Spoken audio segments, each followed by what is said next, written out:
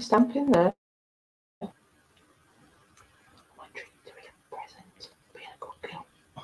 Hey everyone, welcome to my live stream. I don't know if the sound's working or not. Obviously having problems with it.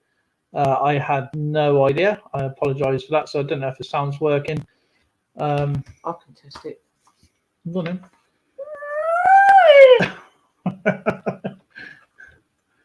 Okay, you're testing it here. Testing your own sound. It's the sound I need to know on there. And we have a special guest up today. It's Zoe. No, it's not. Zoe's gonna talk about all her collections. I've got a collection of buggers. I'll keep them on the wall. I mean, side of your butt. Don't want me to go and show you? Hey, Ten Bob. Nice to see you. How are you doing? Nice to see you. Ten Bob. Let's flap like a bird. Flap what? Zoe's taking some meds of some kind today. I don't know what she's doing. They flap like a bird.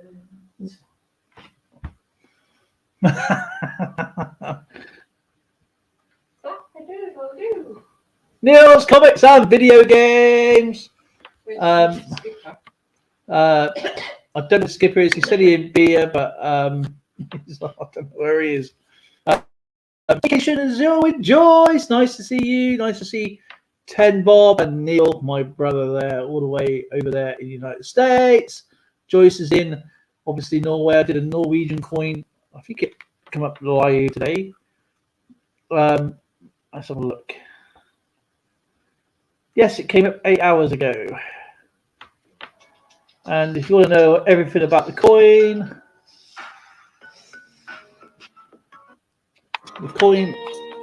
is in there. So look at the description, everything's in there. And it's everything about the coin. It's good to see everybody. Is my sound okay?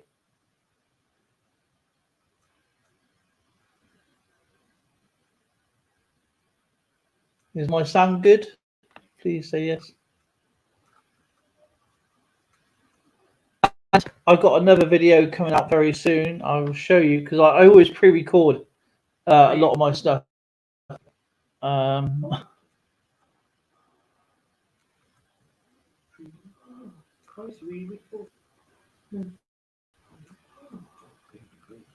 on a minute. So it's going to find my videos that I uploaded. Let's have a look.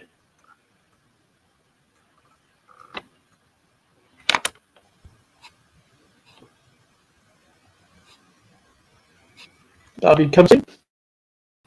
Hey, Mr. Austrian Stacker! Of course, if anybody wants to pop up, you can do, of course.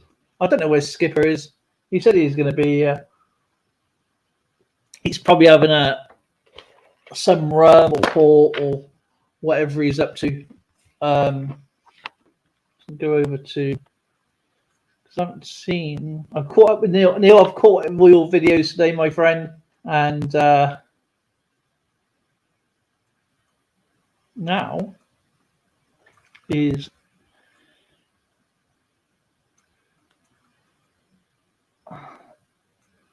Joy streaming tomorrow. Oh, that's interesting.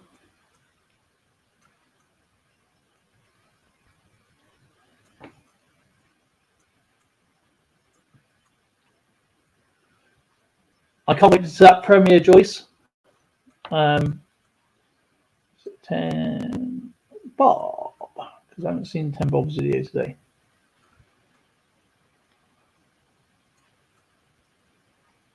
Ah, the 200th anniversary. Oh, yeah, I was going to watch that later. Well, I'm going to watch it now. I did. I caught up with your videos. Caught up with the your shout out. The video you did, and the card one. I can't wait for the next one. Of course. It is Austrian Stacker.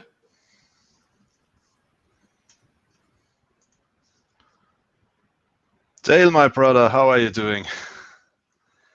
I'm doing good, my friend. How are you? Welcome, welcome. And what have you got Where over there, sir? where is Skipper? Dale, the reason why I came up is I got two of your hand-poured silver items. Yeah, I bought them. And actually Yeah. what I just found today in one of, because today I took it out again just to have a look at it because I like them very much. Look what I found today in one of the boxes. I had no idea that you added something because this was below the packing material in the box. So I just found it today. Sorry for that. Thank you very much. I didn't know that you added something. Oh, that's all right. No worries. Fine. Is that the Second Amendment thing? Yeah, exactly. Yeah. Oh, man. No, I just found it today. Sorry for that. Those little things get everywhere, don't they? Yeah, no, it's Oh, crazy. I'm glad you found it. I've been worried about that for weeks. I've been sleepless nights over that. I'm glad you got it. Though. Where is Skipper? Where is Skipper? We lost Skipper Do you know somewhere. what? I think he probably, I don't know, in a village tank somewhere, drinking the old Memorabilia. He said he's probably dressing up something. I don't know. You know what I mean? Probably solving a crime somewhere. So please check out some gentleman right here, Mr. Austrian Stacker. Absolutely really interesting guy where he goes to, and have a look at his Instagram page because it's absolutely one of the most amazing pages you see. And trust me, you have to put sunglasses on with all that silver and gold. And in places. Thank you very much, Dale. It's not true. There's a skipper. He just found out the village tanks earlier. Well, howdy, part. Is he coming? Blah blah blah. Hey, Christopher, nice to see you, my friend. Skipper, how are you doing? I've been having a heck of an afternoon. I'll tell you, partner.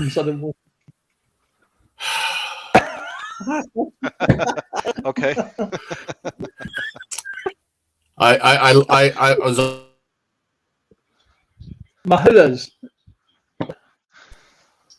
So I had to run to the bank, cancel everything, get a new one issued, and make it back here with a few minutes so late, but better late than never.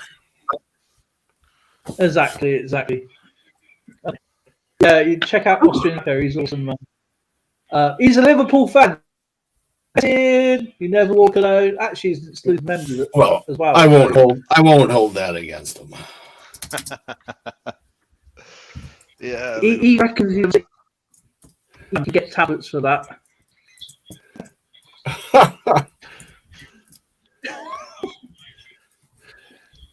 I'm not going to say what kind of tablets there are. Have you seen the Harry Maguire memes going around? Oh, I'll tell you what, it's so funny. Hey, look at that signed little card there. Look. I got it from a very, very special person, from an awesome friend. His name's Jordan Henderson. Do you know what? Yeah, Harry is not a very good defender. Oh my! Look at that. I still have it on my desk, Dale. I can't thank you enough. I love this oh man, you're welcome anytime. Program so much. I still have it on my desk. Yeah, I love it. Thank you so much. The duck things is I think the duck was the best thing ever. Yeah, I also have it on my desk. It's right here. Wait a second. Here it is. Look at that. It's on my desk. There was one duck missing, and I thought there's got to be a Liverpool duck somewhere. And Yeah, no, this one is still on my desk. I love it. And by the way, of course, that's my all the favorite stuff we Canadian get coin. Yeah, that's a nice one. Oh, It's scratched and That's a very it's pleasing. tarnished, but this is one of my pocket coins. Yes, we all like having a pocket coin or two. Yeah, exactly. And this is one of I them. don't have pocket coin. I have. I don't have any pocket money, though he doesn't give me any.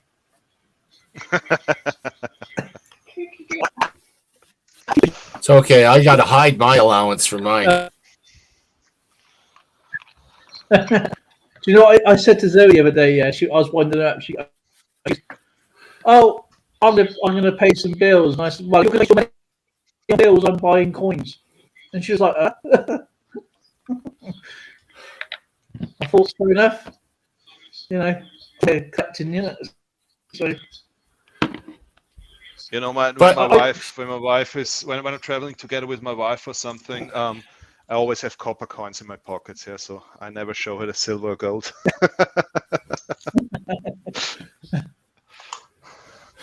Hey, Dale, did you send all the hot weather here or what? I see you got your t-shirt there or shirt on. Well, it's got we got all your hot weather here for some reason. Really cool area. It was so nice all of a sudden. Now it's hotter than Toby's Earth. It's terrible. Beautiful day, isn't it? We had 37 degrees here in Austria today, which is crazy. Too hot. Yeah, it's definitely too hot. Yeah. So show me a good card. What are all these Liverpudlian ones? A good card. A really good card. You're killing me.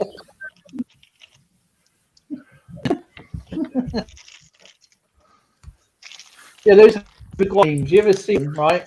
He comes up the crowd and he comes off the pitch with his shirt. He throws his shirt the crowd, and then the next bit of people. And the funniest one I've seen is that there's a poor little dog, right? And someone's laid out colours as Harry Maguire shirt. Even fans of South, they got Harry Maguire shirt on the floor, so it looks like it, right? Yeah. And of course, he's throwing the shirt into the crowd. The next minute cuts off. Have you been taken again, boy? Look at all this. Neil wants me to tell you that you sound like Rice Krispies, buddy. It's nothing but snap, crackle, and pop from your channel. Oh, not again. Yeah, it is from here too.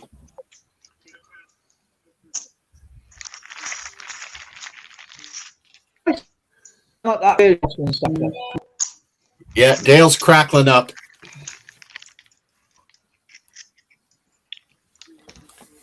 I fixed this. I'm pretty sure I went all through it today. So can I have a phone, please? And I'll change it over.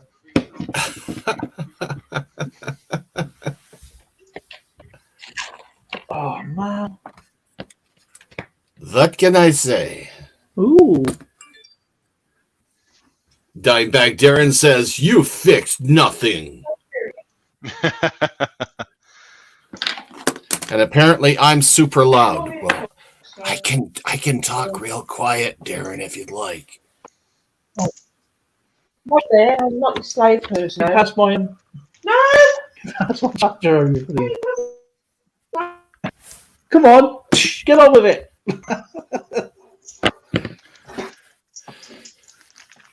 Harder.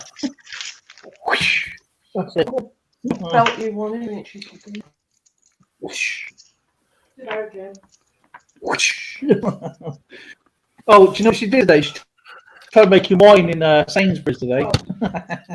She goes, I never take any fruit or that bottom of the baskets or anything like that because it's been like crushed or whatever.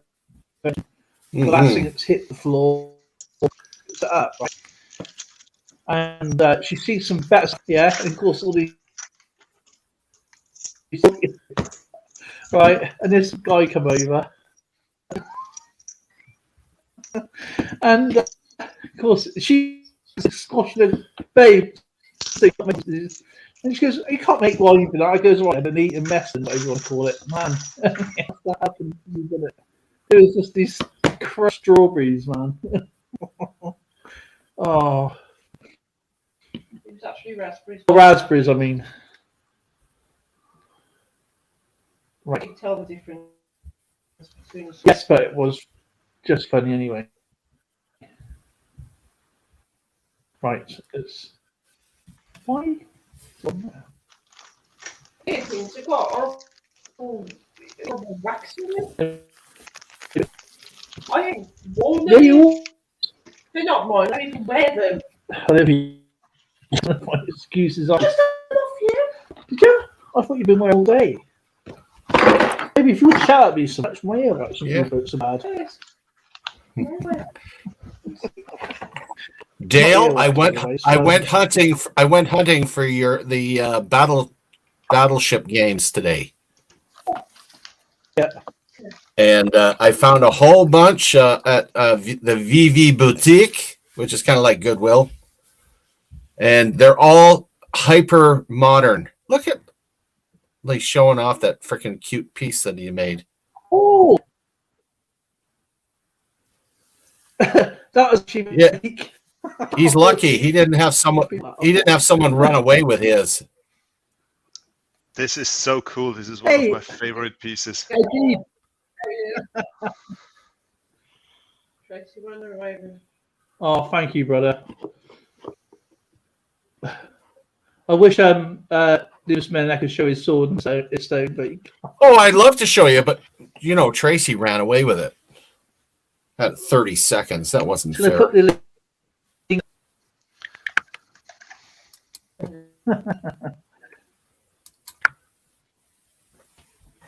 Take anything over her husband. Oh, you still got the box?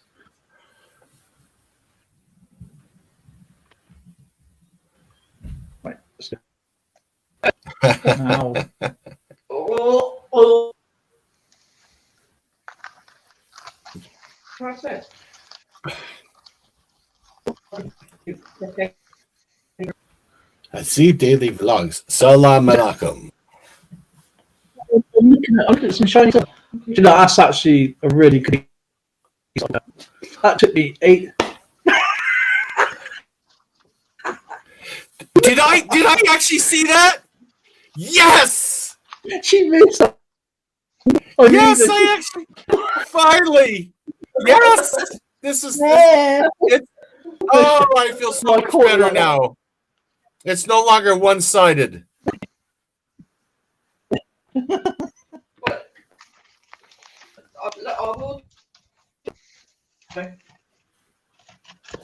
Yeah. Not the violence at all. Hang on, I better make sure this is all turned down first. Hang on a second. Let me just mute this a minute.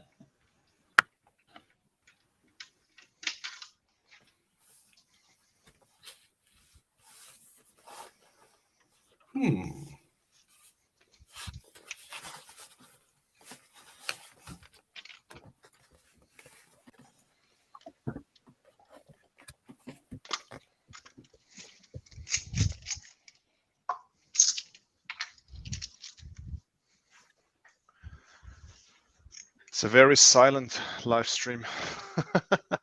Silence is golden.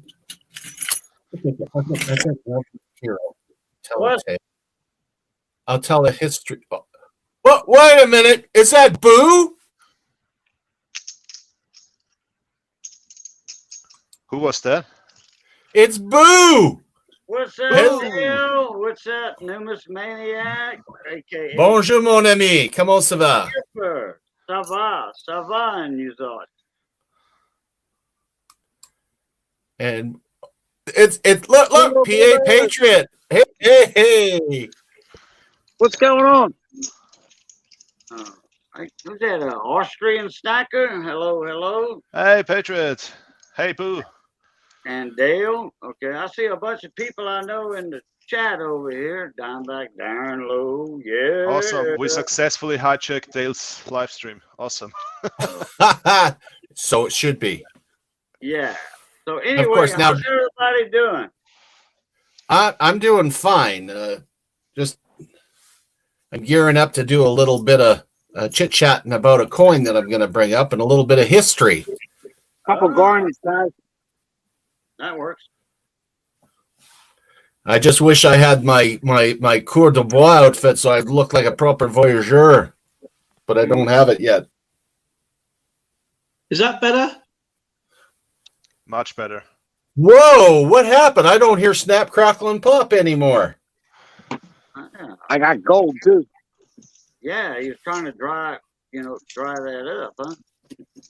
I've been out here paying in gold. Me. 10 Bob.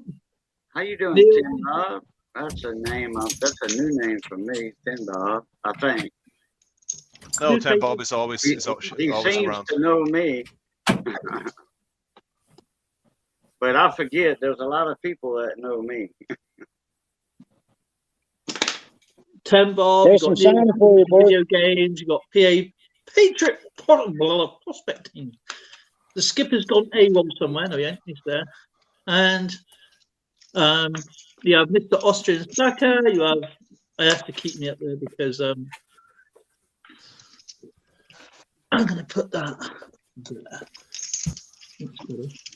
Austrian sticker. So now I'm on I can't see the screen. Chat. What? It's like 8 o'clock your time, Dale? No, it's 9:30. Oh, 9. Okay, I forgot the extra hour. Since we converted, to the forward thing. Yeah. Oh, okay. the aspect. I can see everyone better. How now, you so. boys doing today? We got Patriot, we got Cajun, Skipper, Austrian Stoker, and me twice. Okay. That's good news. Actually, can I remove myself from stream? Is it going to make any difference? We've got Staycation, Azure with Joyce, 10 Bob, Neil. We have Hasib Daily Vlogs. Nice to see you. Ajid and Dimebag Darren. I'm just going through the chat. Make sure I've missed anyone since I was temporary gone. Christopher. That's better. So I'm caught up with chat now, I think. And of course, please post us out, guys, if you don't mind. That'd be awesome. Hey, EAC's in the house. Absolutely awesome. And so. Hey, stay tuned. Right. Well, no, There I've he got is, evil. evil arch conservative. EAC and Polar Bear. Remember, we do have to pay it forward, and it's going to make yourself big there. Skipper, hang on a second.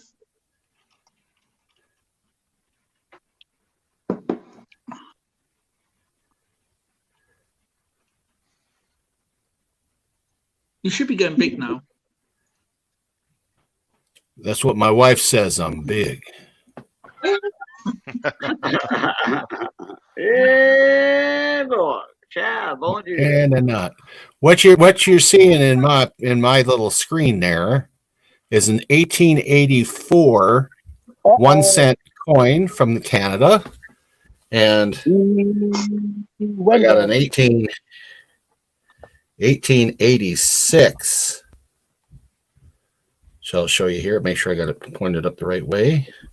It's an 1886 1 cent coin. And there's a story behind these coins. A lot of people don't know. First off, since 1858, these coins were made in Canada, in Ottawa, Before that, they were made in the Heaton Mint in Great Britain. But there's no coin made for 1885. A lot of people don't understand. Well, why didn't they make any for 1885? Well, because during 1885, there was a revolution going on in Canada. It was known as the Riel Rebellion. And a chap by the name of Louis Riel set up a provisional government in Saskatchewan. And it was consisting of the Métis people. The Métis people are part of my culture, because Métis is those that were voyageurs. They were the coureurs de bois, the folks that ended up joining with the Aboriginal people. Typically it was French and First Nations that became a peoples. They typically spoke French and the language of whatever I hate to use the word tribe because they make me pay a penalty if I use tribe, but whatever the nation is, or whether they're Algonquin or Cree or whatever it might be. And they had set it up, their nation around Duck Creek. And during that period, the Canadian government sent out a mounted force to squash the rebellion, and they had a battle at a little place called Fish Creek. And fortunately for Canada, unfortunately for Riel and his band of Métis, they lost that battle, and Louis Riel was eventually he was hung. He's actually considered a hero in Canada now for what he was trying to do, trying to stand up for his people. But during that time frame, and Dimebag says White River First Nations group. Look, he's done there like a dirty shirt. Yeah. So it's an interesting story. It was actually Major General Frederick Milton that was in charge of the government forces that actually traveled all the way to the area of Fish Creek to engage the Métis people there. So they weren't very keen on minting. There wasn't a lot of stuff. They were focusing on what was going on. So nothing went on in the Royal Canadian Mint that year. Hence, there's a gap in the minting of the coins. So I think that's kind of a neat little tidbit of history that a lot of people don't realize. Because from the time of the first settlers to come to Canada and current day, there were over 300 different battles and various atrocities that went on in Canada that a lot of people didn't know. Raging right down to forcing the Acadians down to New Orleans and forcing, and they had to leave. So there's a Canada's not as peaceful as one might think. It is a lot better now, except maybe in Ontario. But anyway, yeah. Actually, it wasn't really New Orleans. It was more west of New Orleans. Well, they headed down towards the Gulf Coast anyway, didn't they, Boo? Yeah, it was the Gulf Coast, but west of the Mississippi, it was more easier to navigate a little bit because the river was wild with all the sandbars, and every year the sandbars would change. So my ancestors, because I'm from Southwest Louisiana, we got dumped off in the Vermilion Bay area, which was midway Louisiana, halfway Louisiana on the coast. Yeah, that's very interesting. So you can see how the dispersal of peoples took place all across North America. That was before the Civil War and all that too. Oh yeah, that was way before the Civil War. Oh yeah, way before the Civil War. That was like the 1600s. Exactly. That's interesting because as there was no coins for Canada in 1885, yeah, you said? Yeah. Okay, I've done videos on 1885 farthing and 1885 one Austrian coin. Is it one cruiser? I can never pronounce this word. Austrian stacker. Kreuzer. Kreuzer, that's it. Kreuzer. Kreuzer. A What else have I done? So I've just done whatever 1885 coins I've done. Guys, I got to get going, man. It's dinner time. No, Oh, well, you enjoy your dinner there, PA. There's that easy. Look at that beautiful coin there. Look.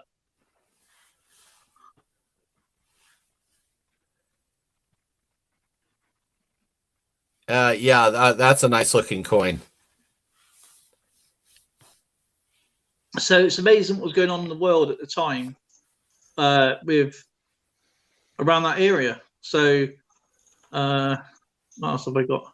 1839.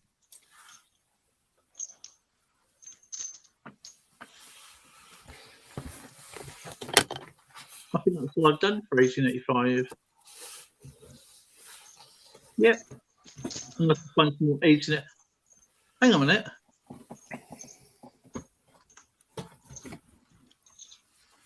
Hang on a minute.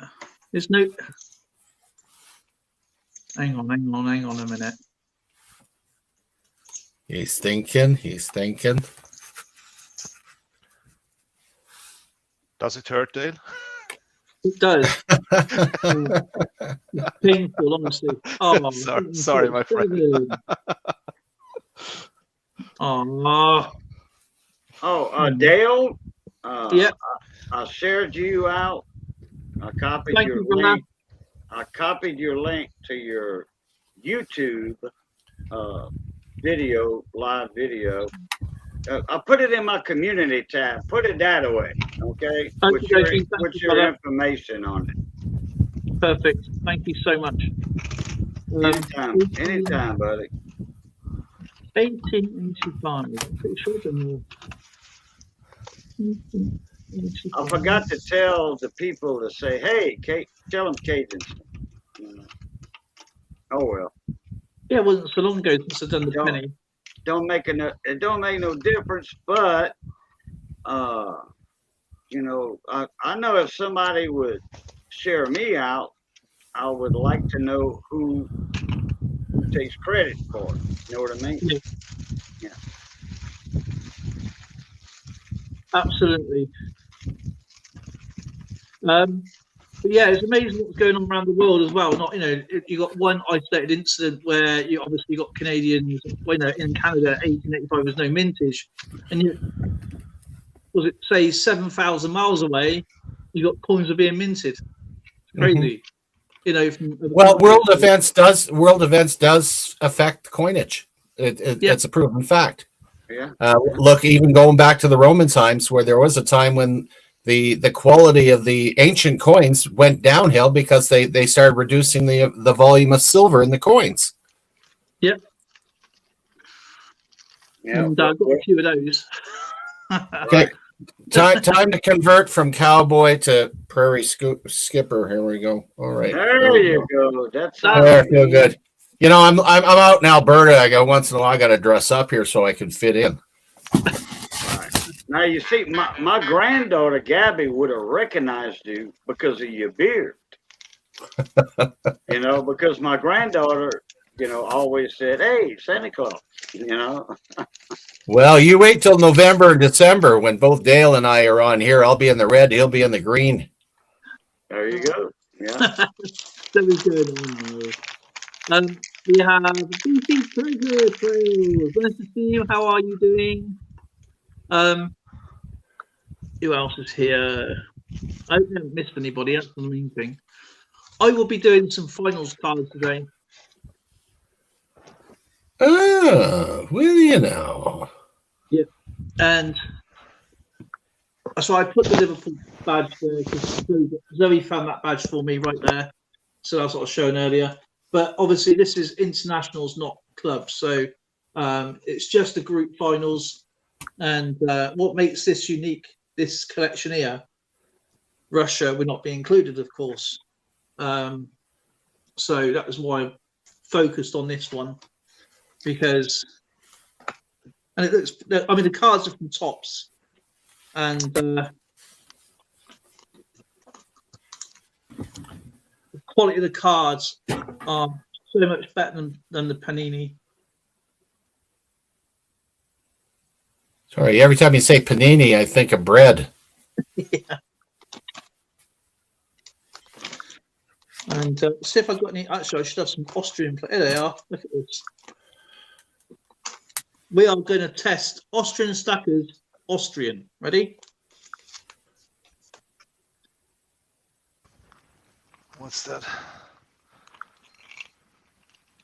That's David Alaba. 1 for 1. He's doing well. Okay. Who's that?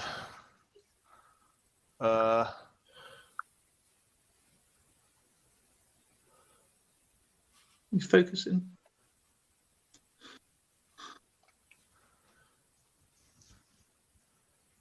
Yusuf Dimier. Yusuf Demir. Yeah. Oh, this is easy. That's Martin Hinteregger. I'm glad he said that because I'm going to do that one again. Our crazy defender. Yeah. I'll be back in a sec. I got to go lean off the dock. Konrad Leimer. Yeah. I wonder how many people understood that. I did. Yeah, that's true. Well, okay. I'll explain it when I get back.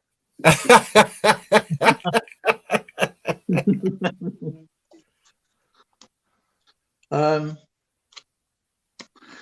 do you reckon the World Cup's going to go this year then, Austrian stacker? We will win the World Cup this time. Oh, okie dokie. That's a bet. No, we're not going to win the World Cup this time. There's two clubs that favour the hot weather. That's going to be Brazil or Belgium. Belgium is so strong, but I'm not sure if they're going to handle the heat. I reckon it's going to be pretty close, to be honest. With a lot of the teams, a lot of the European teams are going to struggle. But that's my take on it. Tony's Diecast Customs. Nice to see you, my friend. I'm sorry. Brazil's a 9-2 favorite with a bet of 365 to win the World Cup for this year, followed by England at 11-2 and France at 6-1. The thing is, though, if we play like properly, not doing this stupid kneeling thing and worry about all that, I'm just worried about if properly means if England plays like Brazil. Yeah. Yeah. That's true. Mind you, we got Alisson in goal for Liverpool, but I think his first choice. So his first choice of Brazil, isn't he? Please leave Harry Maguire at home. What is wrong with him? I mean, it's like he's like, I don't know what he is anymore. Right, let's see who we get out of these cards, shall we? No, I love it. Okay.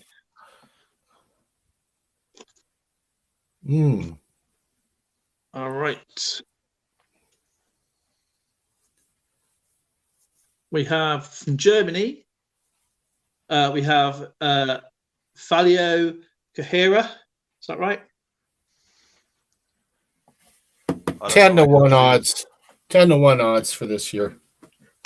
Germany's got a good side, but in the heat they don't do that well. It did well against Brazil, but in I think it's 2014, was it 18?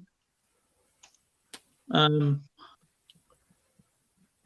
think Argentina's got a good run for it too. He's a good player. He is Bellingham.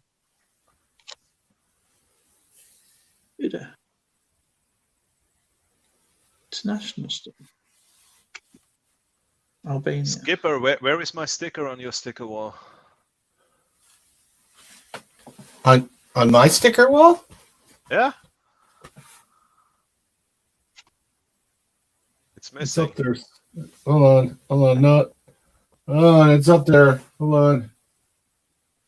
Oh, bloody hell! Where's my glasses? Where's your binoculars, you mean? Where are you? I know you're up there somewhere. Where is my ashtray? I cannot see it.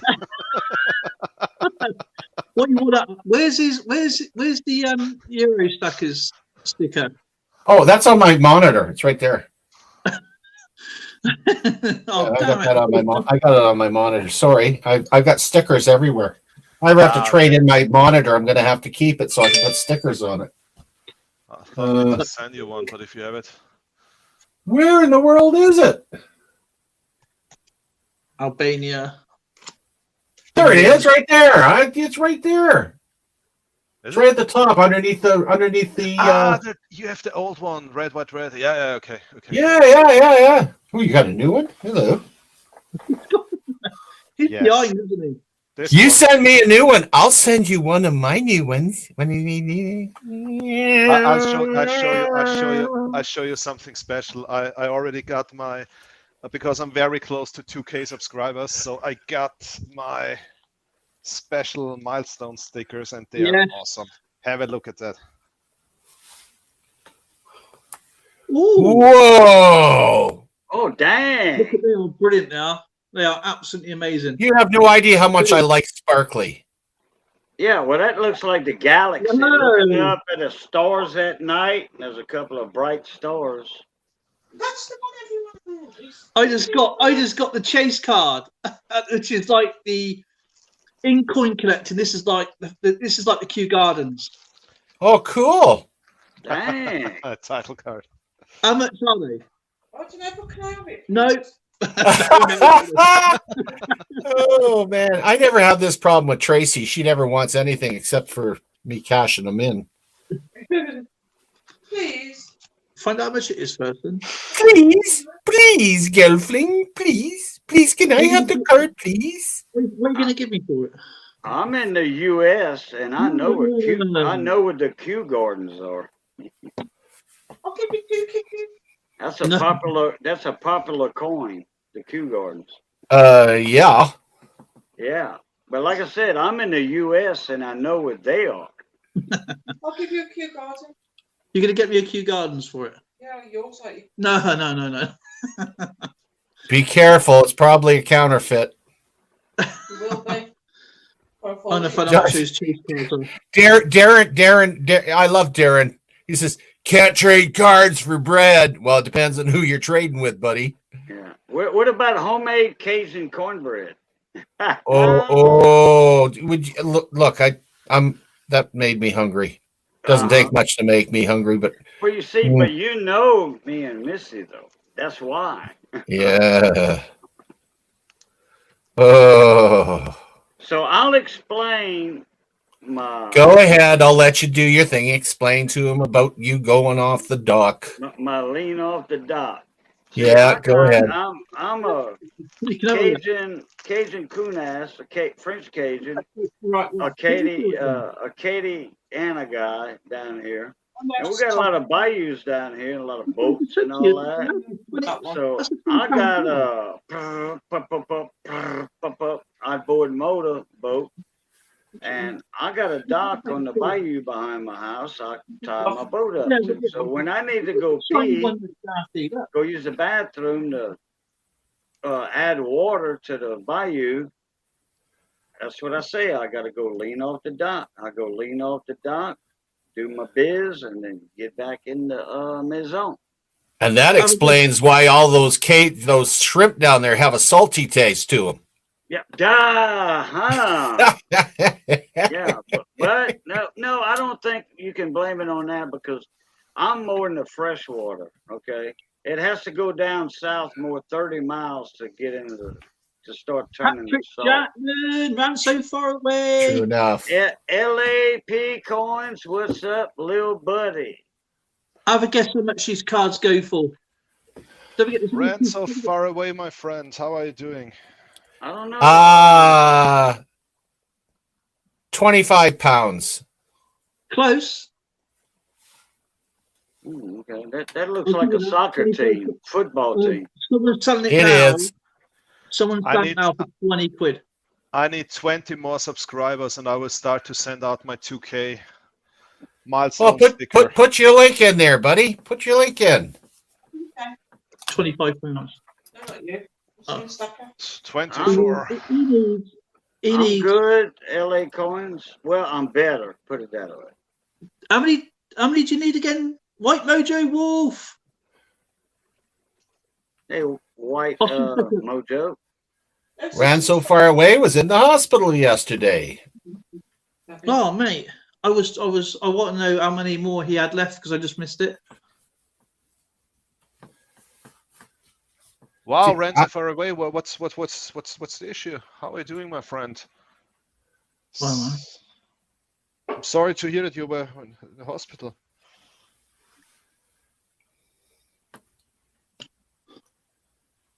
Oh, mate. That's not good when you have friends in the hospital, man. Well, when I see a hospital, I run a long far away from the hospital. Me. I'm waiting for him to develop a hospital like they have on Star Trek, where you go in, they freaking do a little scan, use a magic machine, and get me out of there as fast as possible. Mm-hmm. The thing is, I watched 3 Star Trek movies today. I thought I watched them all, but I didn't. I got really nostalgic and decided to watch V for Vendetta last night. Forgot how good that movie is. Yeah, this is I love this movie. I think I saw that, Nick. Yeah, I think I did. Well, let's say it's a blast. I'm trying to find Austrian Stacker's favourite player, Kahidra. France. My favorite player? Yeah. Austrian. Oh yeah, Austria's. Austrian player or international player? No, I'm about his favourite Austria's player is Kahidra in Germany. down there Yeah. below Germany. Yeah. I'm In sure fact, about that. We got our Cajun accordion design from the Austrian accordion. Sure did. The Cajuns, our Cajun accordion is designed off of the Austrian accordion. Here you go, Ran.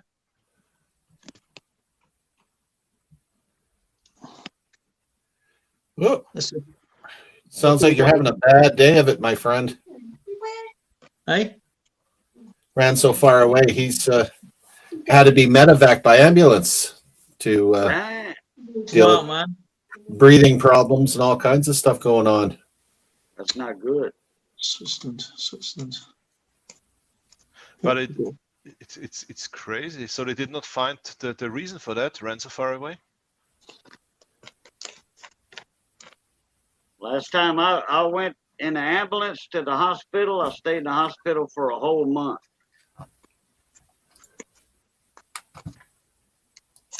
That's not good. Well, Last time I was in hospital, they forgot I was there. Germany. my last big stay in a hospital was 6 months in the Colonel Belcher after I broke my back. Oh boy. That was a long stretch. Oh man. And that wasn't very comfortable, easy being on that contraption you was on. Oh, that rotating bed. Oh, that was awful. England. Right. Oh, PA Patriot Prospecting's family came from Austria in just read it, yeah. 1749. That is cool. Well, that's cool. yeah, the coolest Austria people on or earth come from Australia? Arnie, Absolutely. PA Austria. Patriot. So all the cool people are from Austria. Myself. I can say that about Great Britain, can't I? Like me. No, No, I'm not. I'm not cool. I'm pretty warm, actually. Belgium, Netherlands.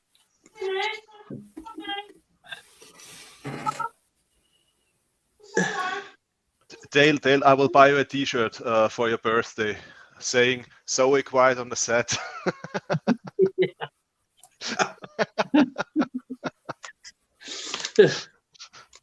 I won't tell her that. No, you won't. Dave! I'm just joking. She don't take any notice of me anyway. Why is that? I don't blame her, to be honest.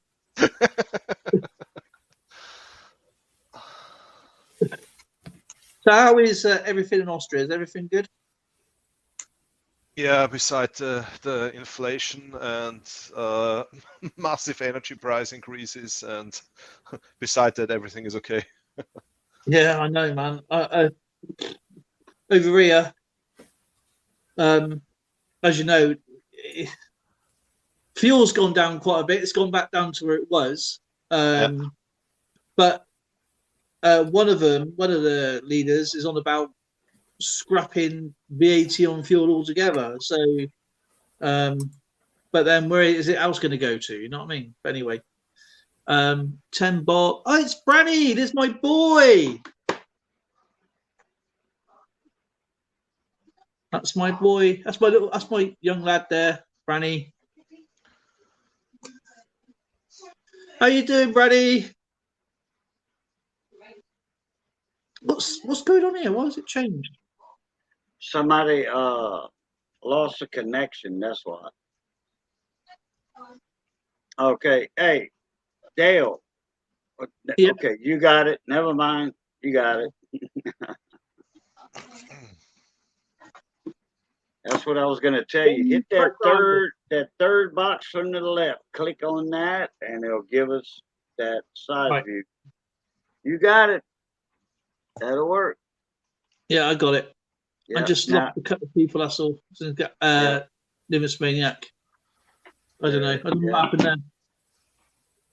So how is how's Branny doing? It's Branny. Yep. Right. Good. Ready for final. Yeah, bon. I've got to put these cards away, otherwise they get bent. Otherwise, especially that rare one I just found.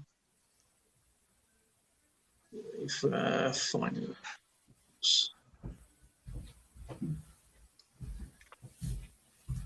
Later Nations League.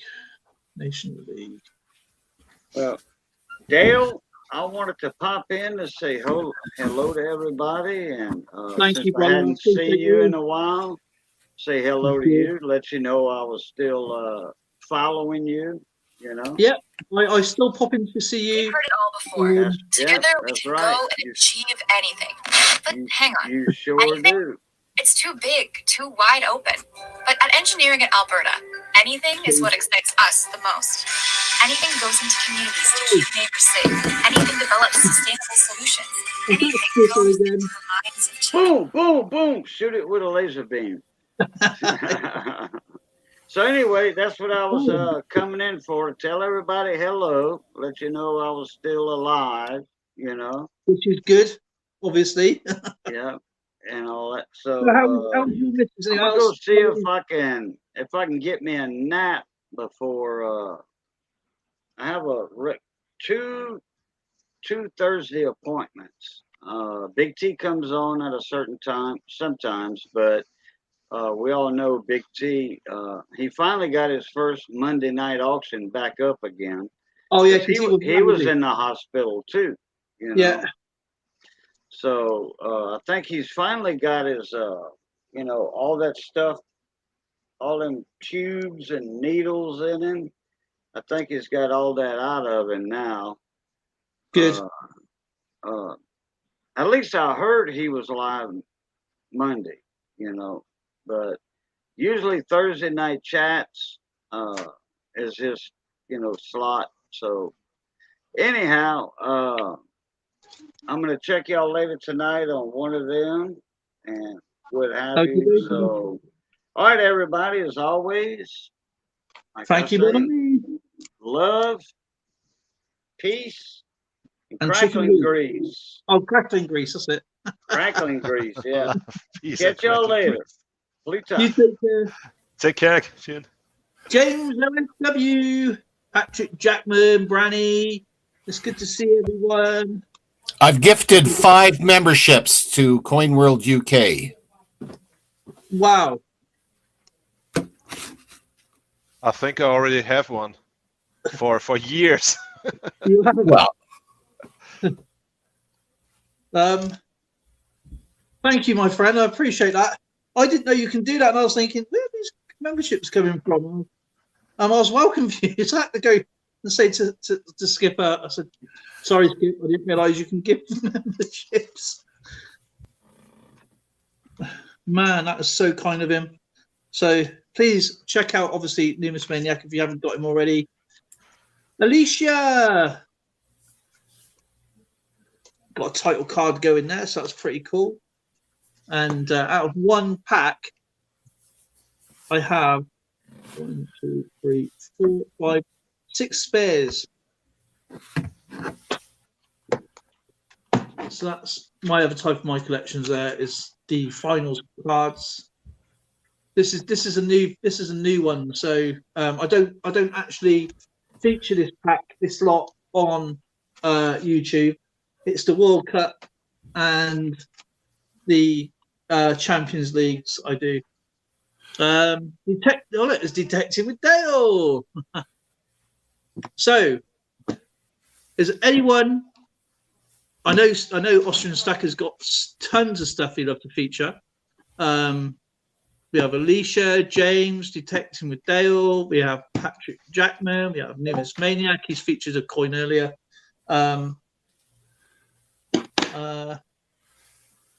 We do.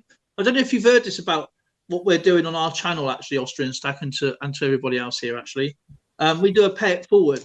I don't know if you've ever done it or tried it or want to play on it. You're doing what? It's a pay it forward, and every week on Mondays and Thursdays on Numismaniac stream and my stream, we do a wheel, and it is you just give something small, just anything that is really easy to send anywhere, and we have 10 people in the stream, up to 10 people a stream. So if you want to catch it next one, we got 4 left or 3 left, 3 left, and it's 3 streams left to get onto the wheel, onto the main wheel, which is a monthly one. And whoever donates, that one person who is a last player standing will get every single prize sent to you from all over. If you win, so.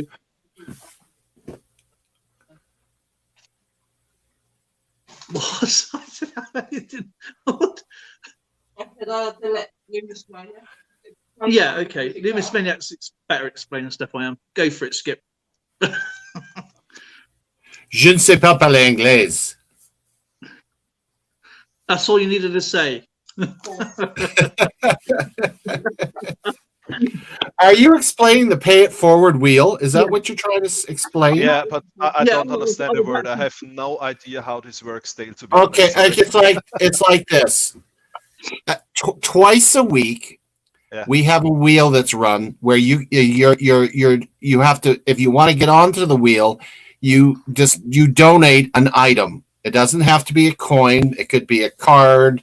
It could be a dinky toy. I don't care what it is. Something small, a novelty item, an item you collect, whatever, and you commit that coin or that item to go into the pot for the end month wheel. So you're now the beauty of this is you hold on to the item. We're giving you the benefit of the doubt whether you're going to do it or not, but Dale actually records whatever items it is that you've committed to set aside. If you get picked on the pay it forward wheel for the day, that's twice a week it goes on, then you don't have to put in anything more into the kitty. You're on the end month wheel now. At the end of the month, everybody that has won on the weekly wheels will go on the end month wheel. and that's the last man standing. So whoever is the last person off of the end month wheel, everybody sends in the stuff they've set aside to that person, whoever it is that won. So you end up with. It must not be a coin. It can be anything. Can be anything. It can be anything. I know what I will donate. I don't. To be honest, I never participate in giveaways because I think other people should win it. But I like to donate something. And I would really love to donate something. I will donate this book. This is one of the best books I've ever read. When Money Dies. Well, there you go. He's on the wheel. When Money Dies.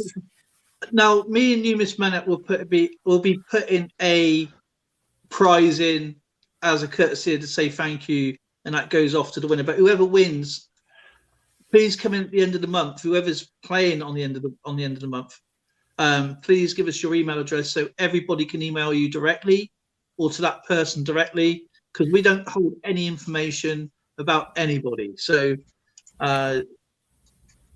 Yeah.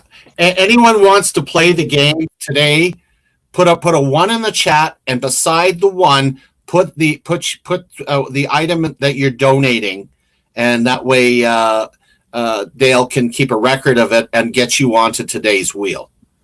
But if you've already won though, don't, because you only get to do it once. Now, so just wanted to say the reason why I donate this book is because it's one of the best books I've ever read. Yeah, it's very educational, and if you read this book, you definitely understand how inflation and hyperinflation works, because they took the Weimar Republic as an example and explained step by step how this inflation process works and why you cannot stop it, and it's one of the best books I've ever read. Is Ram so far away on the wheel? Let's have a look. See, was he on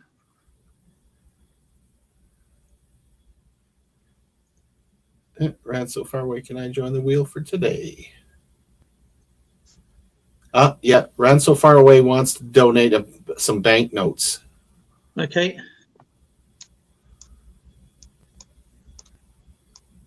Brandy wants to donate air.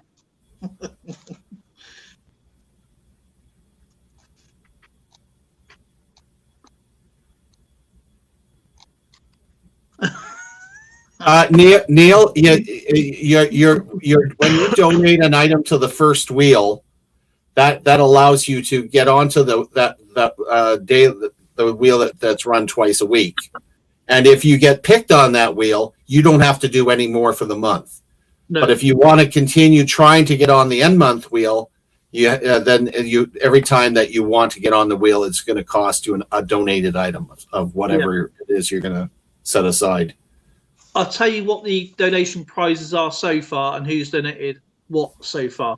So we have a 19 from Silver Tanifer who won who's on the monthly wheel from the first stream, donated a 1945 £half New Zealand. Mark Peterson has donated a 1204 Constantine, obviously Roman coin. Irene and Leo has done greeting cards, but not really too sure whether she's changing it because obviously didn't realise it's going to be quite expensive. If she obviously got to send them out anywhere. EAC's done a Omega yo-yo. Manvia, who's also on the wheel, as well. He's donated a rupee 1904 silver coin. Big Red Bullion has donated a sand pour of some kind of some mystery one. 10 Bob has done a 6p. EAC has done a watch, a G-Shock watch. Irish Collector has donated a 1964 Rosy sticker. Bill 457 has done a 1943 1 penny. Irish Collector's on the wheel. Silver Tanifer's on the wheel. Manveer's on the wheel. And we missed 1 week out. And then we have a Hot Wheels car. A fast food coming back by EAC. So EAC is on the wheel.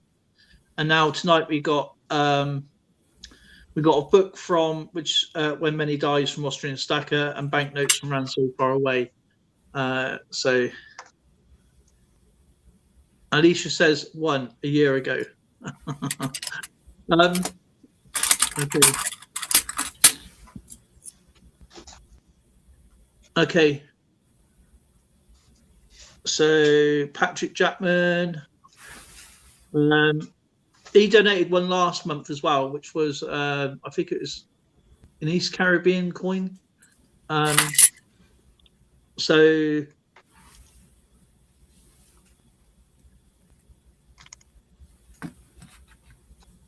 oh,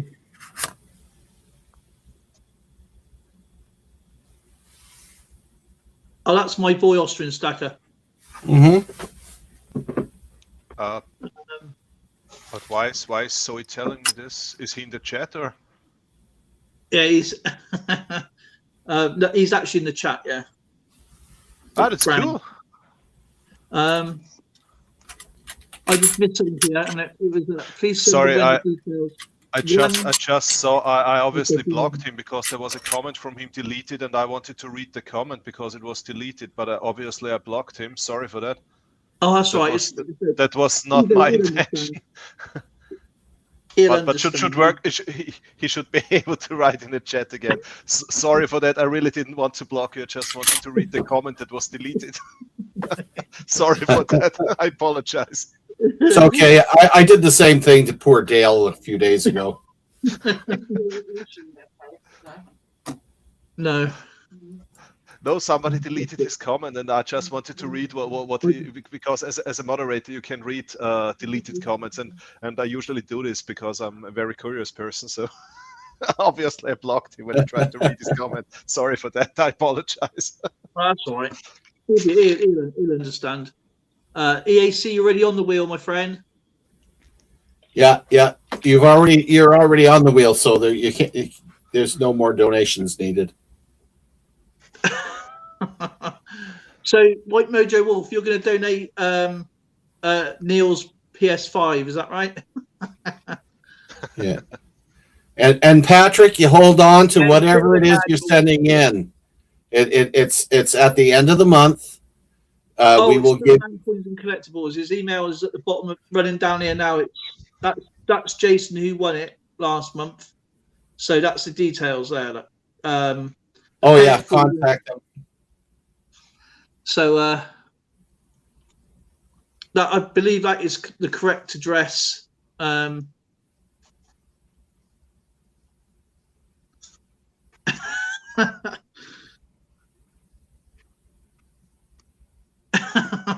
free. It's fine. I told you he'll understand. He'll be all right. So Option Stack Brand is a member. Ran so far away. He's a member. Thank you, my friend. I really do appreciate that. I'm gonna have to find out who's who now. Man. And don't forget, I do. If you are a member, as you know, I do prizes for everyone who is a member. What kid there? Man, I can't keep up with this. Just make sure the kidney is really functional, okay? Yeah, you don't want any of mine. They're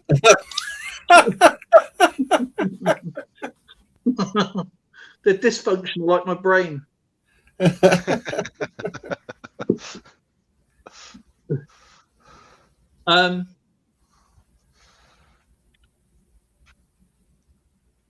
Austrian Stacker, Brandy says it's fine, Austrian Stacker. Yeah, no, sorry for that. I'm really that stupid. No, you're not.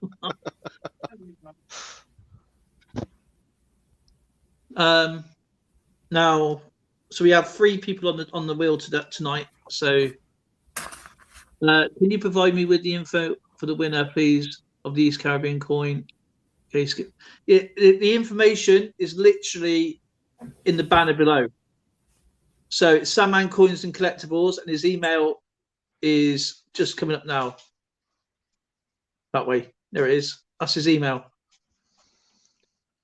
So it's I don't know if you can actually stick it in for us, please, Skipper, if you can.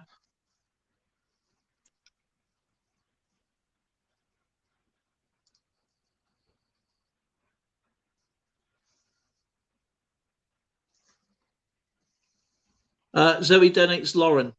Have I missed something? And the dog. Wonderful. I've been said, don't you have a dog to donate? And I think that if you want to Lauren, she'd kill me. So he said, donate Lauren now. I donate Zoe. So what I still do not understand, when do I have to send the book to somebody? Sorry, I'm really that stupid.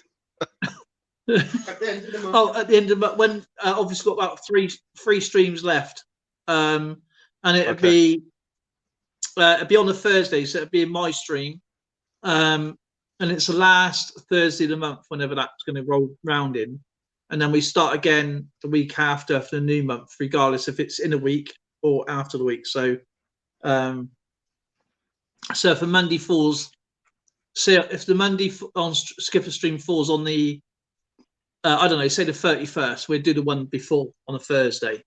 Yeah. Because we class the Thursday obviously at the end of the week. So I will probably send something to Zoe, also a mystery gift. Says Patrick Jackman. You're maybe getting a mystery gift. I'm missing off the chat for some reason. I ain't going in. You're in probably live chat or not top No, chat? I'm only going little. What chat have I got here? Live chat, not top chat. I'm in live chat and I'm missing loads of messages. Is Branny gone now? Oh, good night, Branny. He's probably got to go to sleep now, so I should imagine. Good night, farewell, Athenas, and to you, good night. Oh, sorry, Austrian Stacker. I know how much you love that music. Please be in. Yeah, in the love chat, not the top chat. I'm a moderator. Can I block Skipper when he starts singing?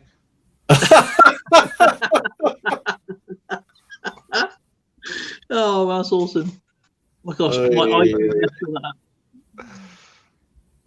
I'm in top chat. That's probably why you're missing after the convo there, Neil. You've got to be in live chat. Really? So I'll switch. There we go. There I am. I'm in live chat. Top chat.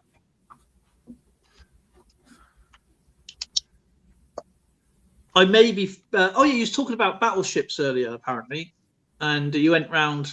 Oh yeah, they had all kinds of battleship games in the. We have a discount store or recycle store, whatever you might call them. Value Village. We call it VV Boutique. You go in there, and of course, we love finding some of the bargains in there. They got all kinds of like $400 purses for $5, and Wow. you know. Oh yeah, it's amazing how much stuff people they just want to get rid of. They get tired of it and they give it away. So one of the things I used to do is being you know, come on, I'm Santa, okay? I'm always looking for cheap toys. You know, it's the land of misfit toys, that sort of thing. I go into Value Village and I pick up games. Last year I had 8 bags full of games that I gave away. 8 bags. None of which was Battleship. And Battleship, they had 3 or 4 of them today, but they are futurist. One of them was like spaceships, which was, I thought, very cool. One was a miniature, which I don't think it would go good on a video. And another one was this space-aged looking thing that doesn't look anything like the traditional Battleship game. I'm going, how in the world could we do that? No, I thought about it. You know what would be a cool way to do Battleship? Everybody has a pick up a Battleship game, whether used, new, whatever. Everybody that wants to play the game, bring their Battleship game, sit it in front of the monitor, leave one half blank and the other half just what you want. So you lay out your ships, and then they play against us, and whoever sinks us wins something. But they have their own. So we have ours, just like we're sitting across from one another. But we could have 10 people playing whoever sinks all our ships first wins a coin. Do you know what? That'd be actually a really good idea, because that way, we can say the first one, say type 1, so you get a go. I used to love playing Risk, but yeah. Risk. Oh yeah, I've played that. Sometimes I played that for 48 hours straight. That's a good game, that is, Risk. But yeah, that's actually a good idea. It's a good concept. Yeah, the commitment would be they would have to go out and get themselves a battleship game. Yeah, and they would leave the other half blank, because that would be us. Yeah, and they play their side. But the only problem is, though, is if we got 20 people playing and they've got their own way of having the boards, how are we going to keep track of every single 20 players? You know what? We're not worried about them, because we take our shots and all of them say, I say A5. Well, A5, everybody puts A5 on theirs. They're trying not to get hit. Their goal is to sink our ships. Yeah. But whoever gets knocked out first can't play, right? That's right. They're knocked out. So the goal is to be to knock you and I out. And if they knock you and I out, they win something. That's fair enough. And you can, but the only logistics thing is they would have to have their own battleship game in front of them. Yeah, I like that. Yeah, I think it would be easy for setting up, as long as everybody realized that they have to have a battleship game. Well, easy enough. They're not that expensive. Like I said, I get them from the recycle store. Because there was one way I was talking to Skipper yesterday, and the way that everybody can do it, and get the language barrier out of it. Obviously, not everybody knows what we're doing. What I was going to write in the chat, rather than questions, was just going to be random letters and words, but you have to actually have the correct code, just like a shooting solution. So I randomly write something in the chat, and the first one to actually write it in correctly will be the first person to have a go on the board. Do you see what I mean? So, and then and obviously next month it'll be Numismaniac will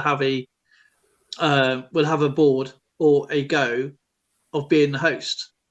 So.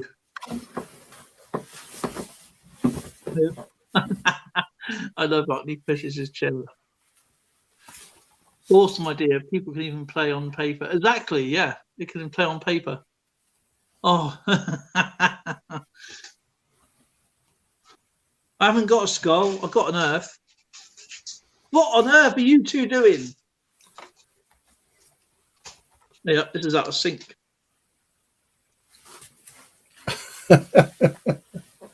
I got too much time on our hands. You have all these watches. Yeah.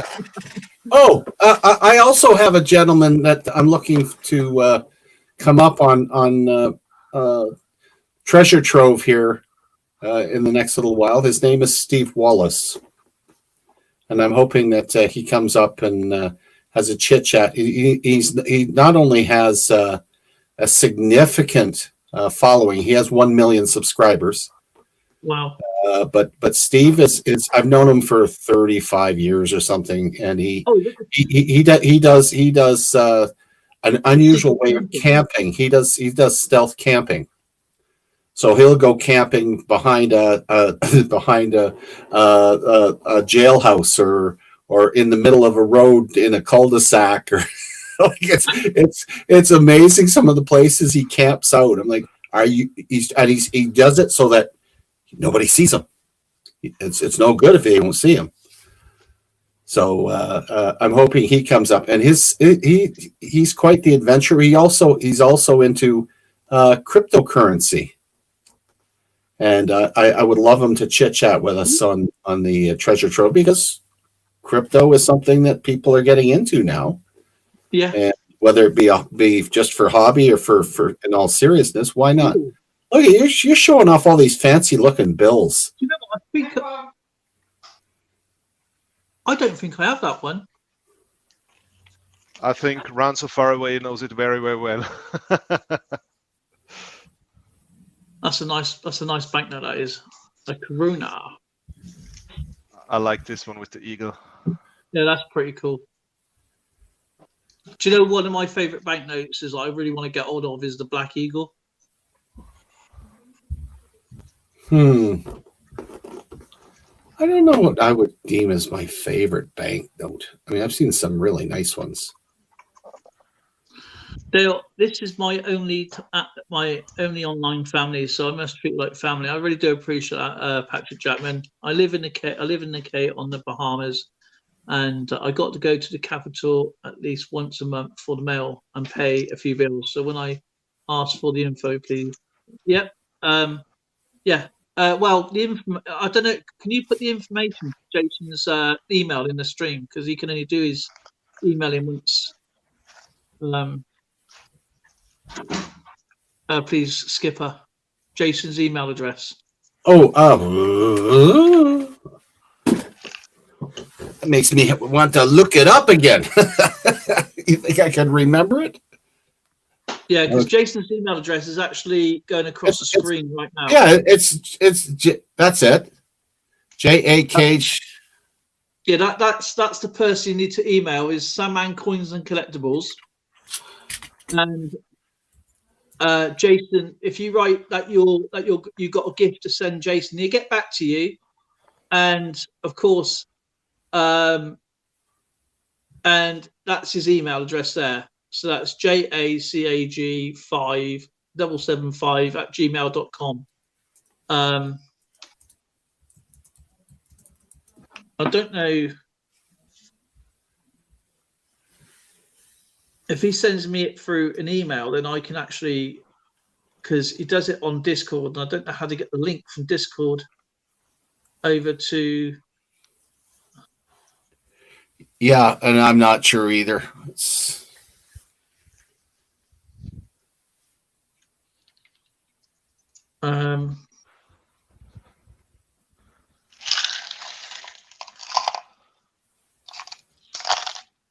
I don't know how to do it for Discord. I know it's JDCAG5775@gmail.com. Okay, that Oh, looked pretty, but it didn't look gold. It looked too yellowy for gold. What is that? Is that a? No, I don't know what that metal would be. that's biometric metal. That's going to be brass and copper. Brass would be in there. Yes.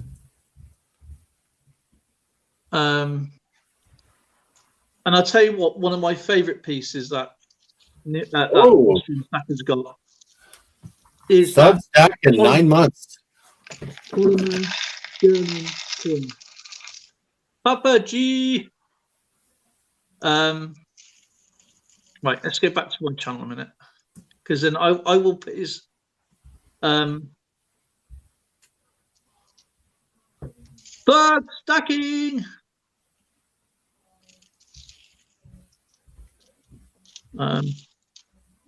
Right, let's get this sorted out so I can get Jason's. Right, so that is Jason's email. So I just lost it. There it is. Yeah, take care of yourself, Thug Stack, and it's always nice to see you on board. It's always good to see you, Thug. May God bless you, amen. I'll see you on the next. Thank you, Thug. If I missed you, I apologize, my friend.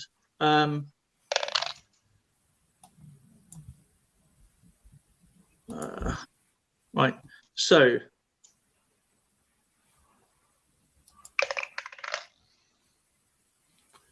Jackman, please email.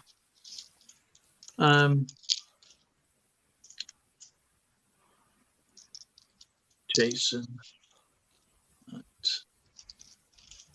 JOCAG 775 Gmail. I'm on the road to Morocco.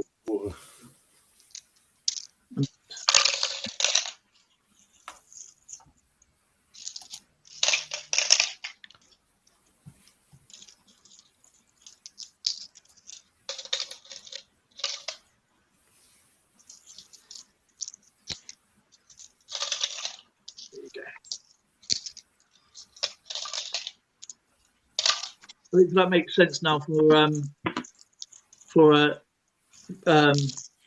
Patrick Jackman.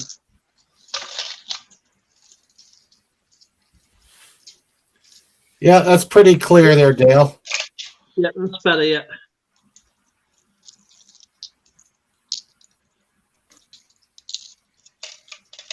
Because it is hard. I know it's hard for people. I mean, Jason's not in any rush anyway. He's not really going to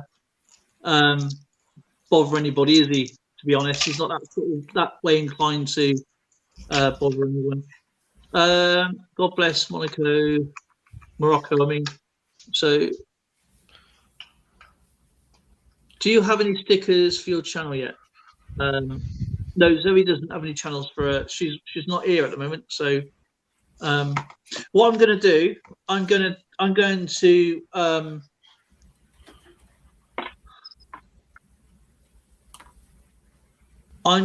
do the wheel. So if anybody wants to do the pay it forward wheel, I'm going to start the wheel now. So, names. And we have at the moment, we have Austrian Stacker, Ran So Far Away, and Patrick Jackman.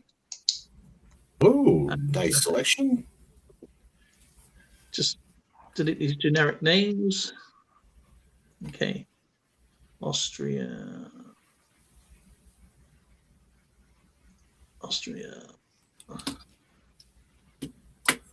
Okay.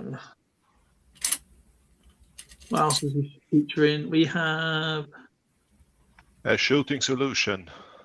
Shooting Solution.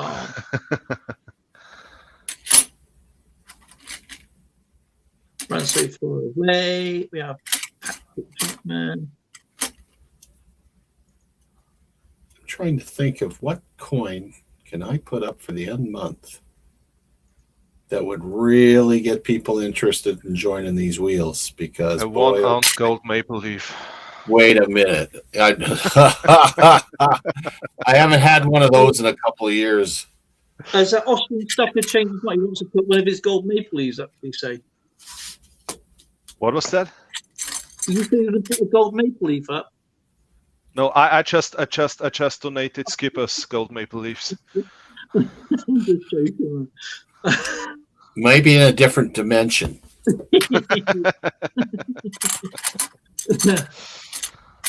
Oh man, imagine. Oh man, that's so funny. I actually picked up 10 silver maple leaves this month. That was my Wow. I love maple leaves.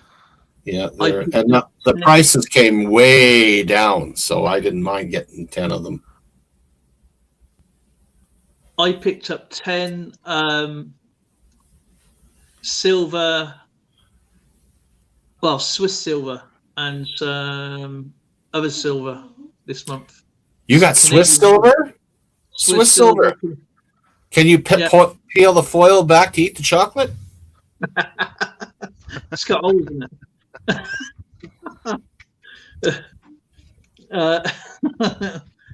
But yeah, I like collecting world silver because even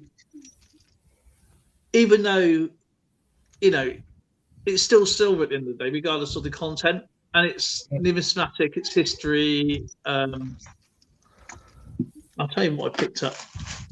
I'll just get my list a minute. List. Yeah, next month I'm hitting the LCS and I'm getting into the bargain bin. I'm going to get all the coins that are as many as I can to fill my world book.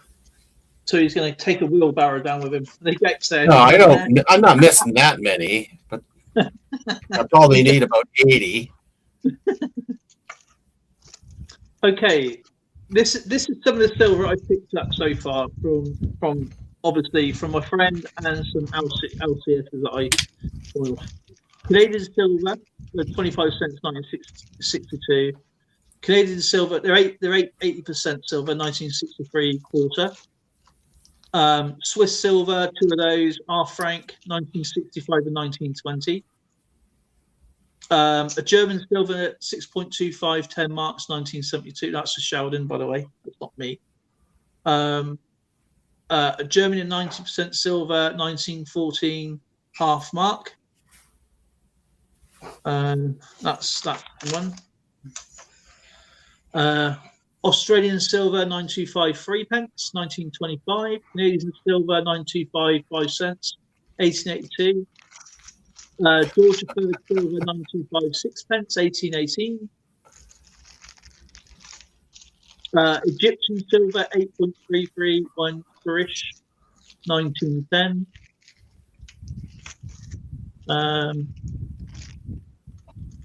A Peru silver, 90%, 1 dinaro, 1866.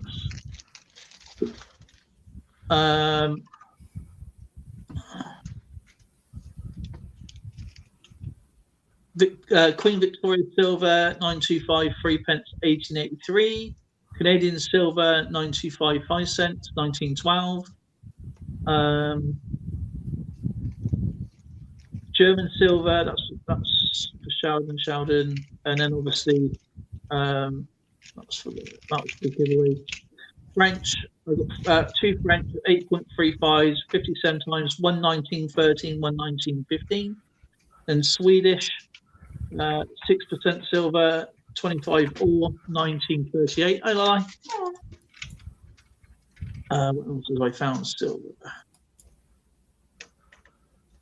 Australia silver, 925, 6 pence and 3 pence. One's 1922, one's 1918.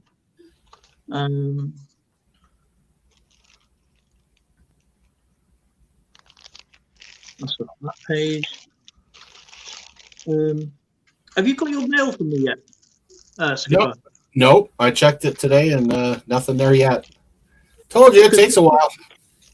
Because I sent you that Henry III coin to you.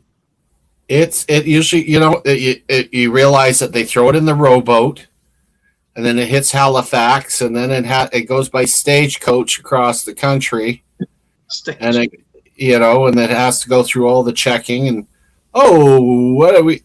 Ooh, hello. Ooh, nice, 5 francs. Yeah, I couldn't find it. I knew that I had some Swiss silver somewhere. Egyptian silver, 8.33 to piastres. That's a nice coin from 1938. Turkey, billion silver, 20 para, 1834. Turkey billion silver, 20 para, 1840. Venezuela silver, 8.35, 25 centavos, 1960. French silver, 8.35, 50 centimes, 1916. Portuguese silver, 6.5, 5 esquitos, 1933. Swedish silver, 4%, 25 or 1950.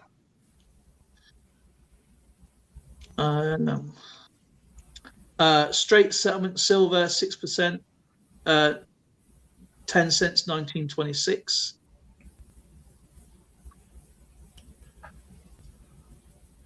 I like that 10-ounce Britannia that Austrian Stacker picked up. That bar. Yeah. Beautiful, man. 8.35, so 2 of these, one 1920, one 1934 from Switzerland. What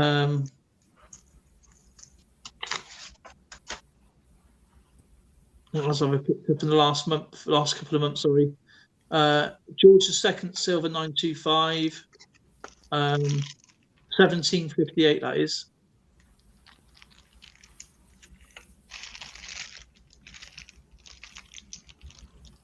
That's what we picked up over the last couple of months in silver. So that's not too bad. And of course, I had a load of World coin bags, which I won. Well, not won, you know, so kind of won on the on some games that I paid into over the course of time, and I've had, which some I had already. This is not my gift stuff, by the way, or out the gift. This is what I had personally. So got some Americans, Benjis, here too. 1, 2, 3 Benjis. 3 Benjis and 2 Walkers. 3 Walkers, sorry. 3 Benjis and 3 Walkers. That's weird. Then with Monado Republic, I've done a coin roll hunt with him. I know the coin roll hunts over time, and I had a bunch of them of 2018 and 17s. I got 2002s. 1979 proof in there, 1981s. So that's a bunch of Kennedys in there. And then I got my random Kennedys that I found. And then I've again at the coin roll hunts and stuff, I've got the 1969, the 1967, 1968 Kennedys, a bunch of Mercs, a bunch of Roses, and I've also got, obviously, Peace Dollars and Morgans up there as well. So it's pretty cool. And then the other thing. So does anybody else want to do the Cartoon Universe? Right, I'm going to do the wheel now. Good luck, you guys. I'm going to shuffle this 5 times. I don't know if we can see this. Actually, what I'm going to do, I'm going to try and put this up. Actually, no, I'm going to do it this way. So I know you can't see it very well, but we have 1, 2, 3, 4, 5. Okay, good luck, everybody. We have Patrick Jackman, Austrian Stacker, and Ran So Far Away. There we go.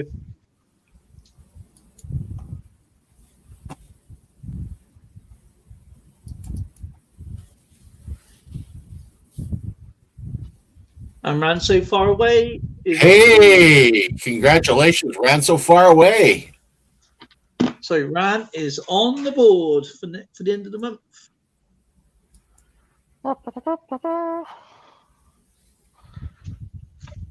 Fantastic. Rob Wenzel. There's a guy I haven't seen for a while. Did Dirt Diggers UK sub him up? Yeah, Dirt Diggers UK is another great channel. And another great channel, a really good, interesting, is Diggers Den, Tyson Fury, UK MD. Absolutely, he does a lot of archaeology stuff, and of course, metal detecting as well. I will send you the picture of the notes tomorrow. Okay, no problem, my friend. Obviously, he's going to send me on Instagram so I know what they look like. And he's actually, have I showed you this? No. Skipper, I need to show you something. You know this one? Yeah, that looks pretty familiar.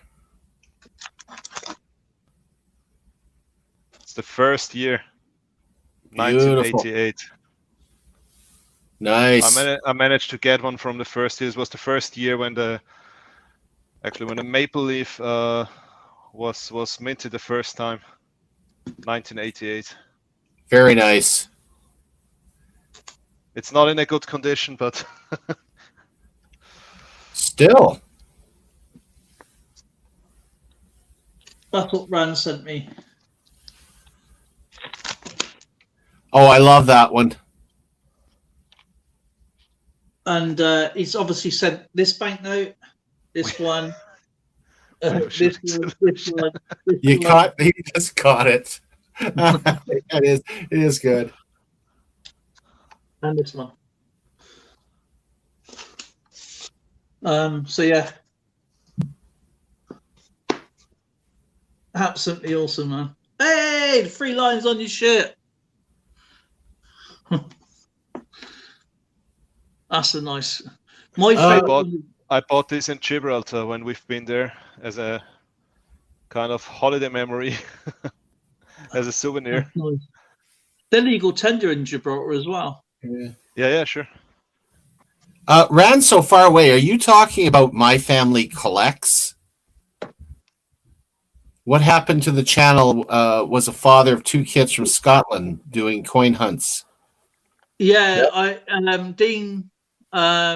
I honestly don't know. I spoke to him a few times. He did come on once, and unfortunately, with a lot of issues he had with a few other channels, he had nothing but a bad time. And Wow. I think he's just, I don't know whether he started another channel or anything, or he's done something completely different. I have no idea. But I loved his coin hunts. I loved his channel. He's a great guy. So did I. I got a kick out of that coin pusher he did. Yeah, that was a good game. That was a good game. And but again, you do get your haters on here, unfortunately. You do get people out for their sales, unfortunately. And I said, it doesn't matter. I'd rather have genuine friends doing genuine stuff, doing genuine collections. You're going to get your bad people. You're going to get, people do change, unfortunately. Don't let it put you off. Keep going. No reaction is the best reaction. Yeah. And it's jealousy. That's all it is. It's jealous. I don't understand why there is always this drama. It's yeah. I mean, Me too. if people don't like what other people are uploading, then just don't watch it. Go somewhere else. And it's not like they don't have a choice. There's lots to look at. Yeah. I mean, just because people are taking the time and are creating content is, I already like their videos. Yeah, it doesn't mean that I like the content, but I mean, if I don't like it, then I will never go there again. But all this drama and talking about other people and it's pointless. Yeah. I begged Dean to stay. I absolutely begged him for probably a good 3 or 4 months. So don't let him get to you. I know it's hard. I know it's difficult. I know it gets you because you're listening to a few people than worrying about who really enjoys your stuff. And it gets you psychologically because it's all the behind the stuff scenes. I had it for a long time. I don't get it anymore because I said if I ever get one again, I'm just going to name them, and it stopped. It stopped. And I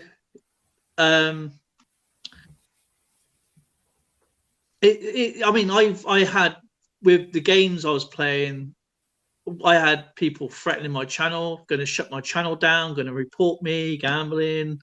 I'm going to stop people coming to your channel and that sort of stuff. People come and go all the time. You got to treat YouTube like an airport. People come, people go. Yeah, but I mean, this we are all doing this for fun. Yeah, we do this to enjoy. Exactly. Exactly. And it doesn't matter what you collect or you're into. Just enjoy your hobby. I'm not bothered whether someone's got 1 subscriber or 1 million subscribers. That numbers don't bother me. I'm just interested in what people are doing and what people are up to. Don't care where they're from. The channels I had problems with, Dale, were the ones that showed all that gold because all the drool kept going onto my keyboard and gumming it up. But once they got onto the touring the beautiful countrysides, then I didn't have that mess on my keyboard anymore. So thank goodness they diversified. It's this gentleman above me right here. You know what I mean? I don't.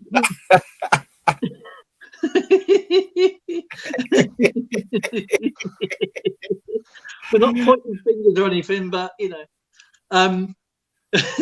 but with Zoe's channel, I don't call her views, I call her calories. Oh, I gained weight watching that channel. Oh my gosh. Do you know I go out? I actually go looking for the chocolate bars after she does it. Yeah, exactly. I go to the down to the British pantry, and I got all kinds of British chocolate now in my fridge. This is why I stopped watching her videos. I told her, I said, "Zoe, look, I'm on a diet for a month now, so I lost 16 kilos. So if I watch your channel, I will immediately go and buy all this stuff." Zoe's got a big smile on the face. Just looked over at me. She's adversely affecting people across the planet.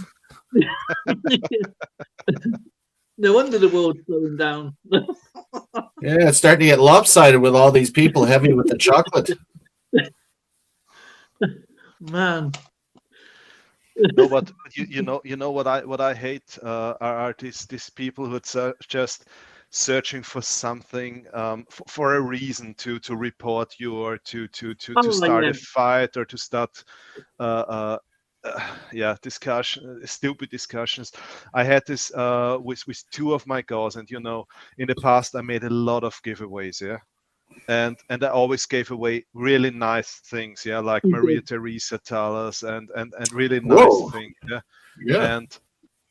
and one time I gave away 2 Maria Theresa thalers, and one guy who won one of them literally sent me 5 emails claiming that he needs to get both of them because he won my go and he wants to have both of the coins I'm giving away, and he sent me such stupid emails telling me he will talk to his lawyer and so on. I said, yeah, come on, talk to whoever you like to talk to, and I mean, it's my go. You won one of the coins, and no, and he came with stupid reasons why he won both of the coins and not just one. Oh, I mean, man. can you imagine if I win something in a go, I say thank you very much, and I'm happy about it. But this stupid guy he literally wanted to have both of the coins. That is just a fact. Was that the time when you sent me one? No, the reason why I did this was the next go. I said, I will not. You cannot win anything anymore. I will select. It's my channel, so I can do whatever I want. So I will select long-time supporters who became friends. And I sent to just 5 or 6 people. It was one was you, one was Carsten Hunt Silva, one was Silver 47, one was Christian. Who else? And Stacks and stuff, wasn't it? I think Stacks and stuff. Yeah, I also sent him and Aloha Stacker. Aloha Stacker. Yeah, that's it. Yeah. But man, I wasn't even expecting it. You know what I mean? That's that was the reason why I did it. Yeah, I just wanted to say thank you to some people. I think that's probably the better way of doing it, is like just surprising people, because I mean, as I say, I try and send stuff out that is personal to people, and it's something that is personal to them. And it's not like I don't like doing giveaways. It's just the fact is, it's who comes in purely for giveaways, and it's going to the wrong collection. Nothing against anybody, but it's going to the wrong. I'd want someone to cherish what I've never, and I would never ever get rid of anything that's been sent from you guys or from a family. Anything that I've purchased, if it was come to the crunch, I will get rid of it first. Do you know what I mean? And then I will scrimp and save, and then do what I need to do to survive. But any of that other things is my memories. I've got every letter, envelopes, cards, art, coins. You know what I mean? That is completely separate collection than sticking it in. I did actually make a mistake with Numismaniacs the other day. I was getting my Canadian coins out, and he had 2 of his that was sent in there. And normally I keep everything together, and I must have just got confused and just put them in. And he goes, "Well, that." I goes, "Did you send me them?" He goes, "Yes." Oh, sorry about that, bro. So I'm going to take them out and put them into his collection that he's got me. And that's exactly what I do, Yeah.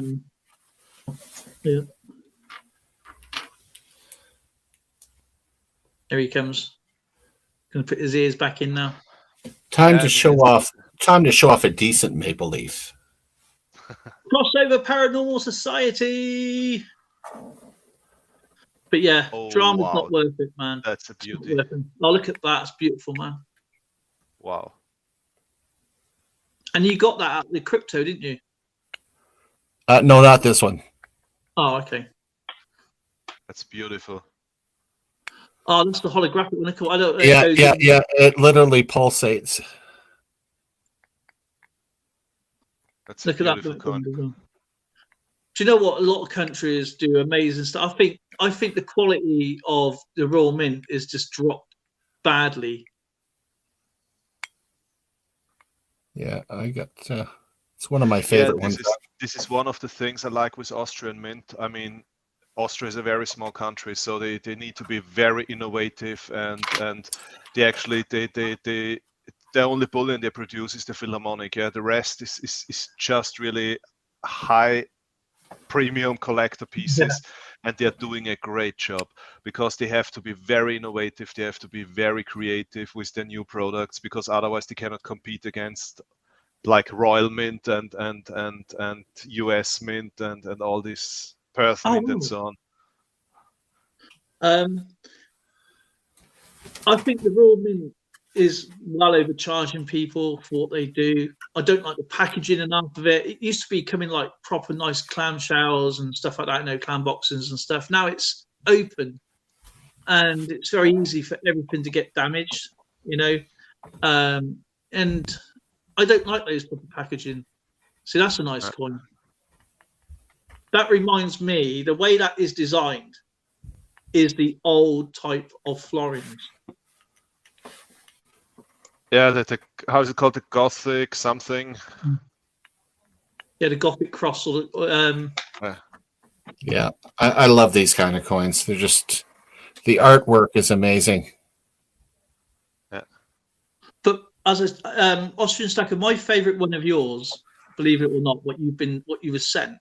I think it was Carson or Silver sent you it, and it was that polymer 5 shilling. I think it was 5 shillings. The polymer coin that you can see through. You put a UV light behind it, it shines through. This is from Germany. This is a German coin. Yeah, this is a €5 coin. A €5 coin. That's it. Yeah. This is from Germany, and actually you cannot buy them. You need to go to every bank has a few of them, and you need to find a bank who still has them, and then you just give them €5 and they give you the coin. And Carsten managed to get free, I think 2 or 3, and he was kind enough to send me one because I didn't have a single one of those coins. They are magic. Everything's going on right now. You know my favorite gift box, Yeah. My famous gift box. I keep everything I got as a present from community friends. I keep in my gift box. I've had to put things away into a box because my book split, unfortunately. Oh, look at that piece! I love that. Do you remember this one, Dale? Oh, the £1. This was a gift from you. Oh, nice! That is really nice. Do you know what? I can't remember what I give it out for. It's nice to see stuff like you can go back and look. This was from Run So Far Away. Oh, Ran sent some. I still got his stuff in there that he sent. It's still in the pouch that he had. So I don't get anything out. I know exactly where everything comes from. Were those Israeli? I couldn't quite tell. This is from Morocco. Oh, from Morocco. Okay. Oh, This is from Stacker 2020 because he has roots in Morocco. Northern So Lights he sent me this coin. As EAC says. So we may be able to see it tonight because there's been a solar flare, hasn't there?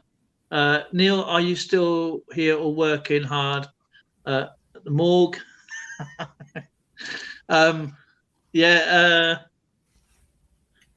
Off topic. Can anyone see the Northern Lights? Do you know, Matt? I should go out and look at that in a bit. I can guarantee you, I'll see them. £0 of Victoria will be sold at 9th of September on the big event in Indianapolis. Oh wow! Actually, I can't find my coin book. Dale, I think this is the coin you were talking about. I know it's in a case. Oh, there it is. Look at that. Whoa! I love that coin. I reckon it's just so different. Whoa, that is so cool. It's brilliant, isn't it? It looks like It is. That is neat. my favourite coin, man. It really is. I can understand why. I love it. I absolutely, when he showed it, I Wow, thought, wow. I like that. Yeah, it was And a the present from design. Carsten Hunt Silver. Carson Silver, I thought so. Yeah, he's also he's an amazing guy. He's a very nice guy. He is. I check out his stuff on Instagram. I like it. I like his stuff on Instagram. I don't think he does much on YouTube anymore, does he? No, he's working a lot at the moment, and he was supposed to. Actually, I think he has an expat assignment, and he's waiting for. Yeah. I don't know if he wants me to talk about where he's going, but he will go to another country for some time, and he's waiting for his expat assignment to start. And by the way, this is also cool. These are the coins Pirate Stacker is sending around. Oh yeah, I've got a couple of those. They're cool. And another 10 I absolutely miss is Dutch Silver Pirate. Yeah, I try all the time. I try to motivate him to do another. We always did this talking about nothing live stream, where we just waited for 5 people or something to come into the live chat, and then we were discussing about whatever. Yeah, so there was actually no topic. And so I always try to motivate him to do another live stream, and usually once a month or every second month, I can motivate him to do another live. Yeah, we became really good friends in the meanwhile. He's an amazing guy. I like him very much. He's an awesome guy. And there's a few channels that has been here, and this is what I was trying to say with Neil and White Mojo Wolf. We've lost so many great channels through one way or another, through commitment work, through bad vibes, and those bad people will eventually get bored and go on. They will eventually leave, where we carry on, and that's the only thing I can say. I met amazing people, and I wouldn't change it for the world. You are going to meet some haters, you are going to meet some weirdos, but the fact is that's just part of being on social media. Look at that. Who made you that? I can't. That was Stacks and stuff. That's Stacks. That's Stacks' one. But did you get some stuff from you got that cross, didn't you, from 49's Fine? Yeah. He made one for me. He made this Jerusalem cross for me. That is beautiful, man. Look at that. He's really gifted. He's like Red. He's really gifted. Yeah. And Backyard Bullion made a heart for me. This it was actually a present for my wife. On the back side, he wrote 20 years and our names, because we will soon be 20 years together. Oh, that's pretty cool. And and she also started liking silver. Yeah. So in the beginning, she was not so into precious metals, but now she started. She bought the first 2 gold coins, and she started liking silver. So I said, okay, I will buy her first piece of silver. And Backyard Bullion made a silver heart for her. And on the back, he engraved 20 years and our names. I remember the one stack, the California bar Stacks done, which I bought for Zoe. She's still got that.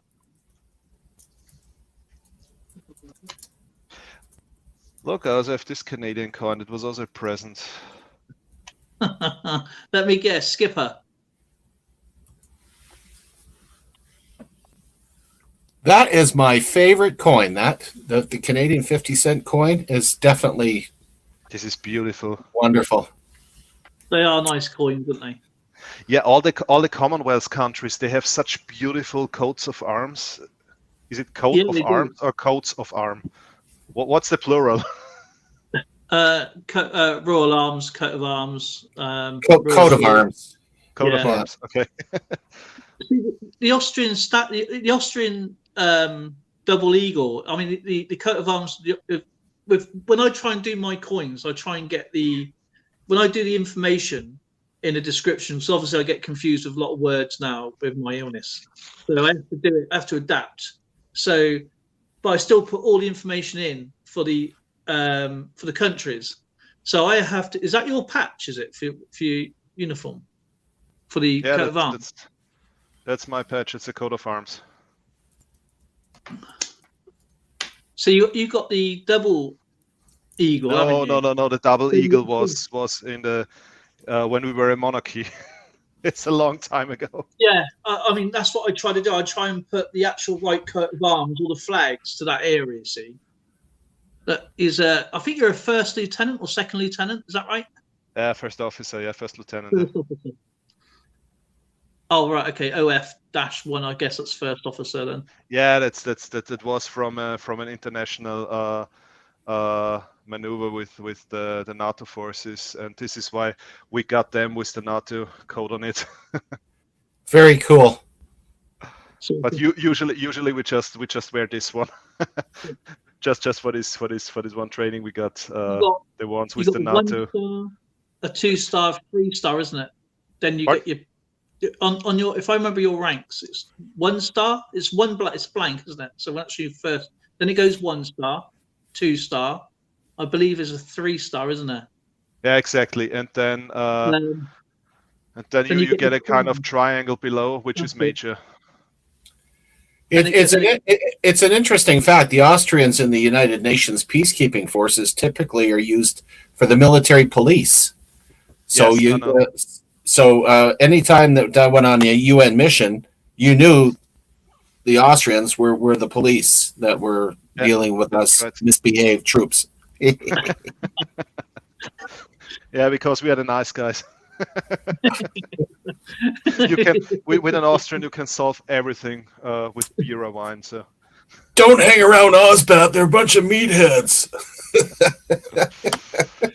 Look, this is a present from another guy who disappeared. Silver International. You remember him? Oh, of course. Silver Dot International. Yeah, this from Netherlands. This was a present. This was a gift from him. Yeah, and he also disappeared from YouTube. Channels. It's heartbreaking, really, because you meet these people, you know, and you end up being friends with them for a long time, and then they're off the radar. It's like, what? You know, it's just,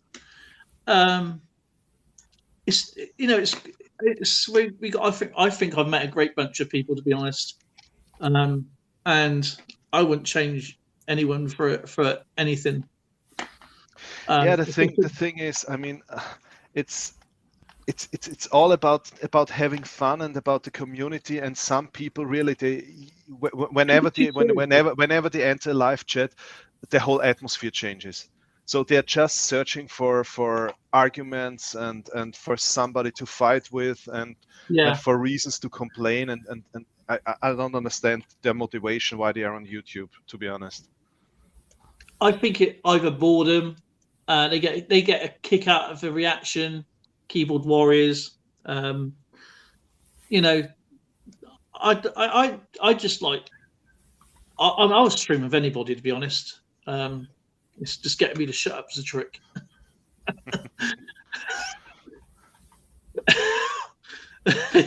Anytime I went to the washroom, I never wanted some guy streaming next to me.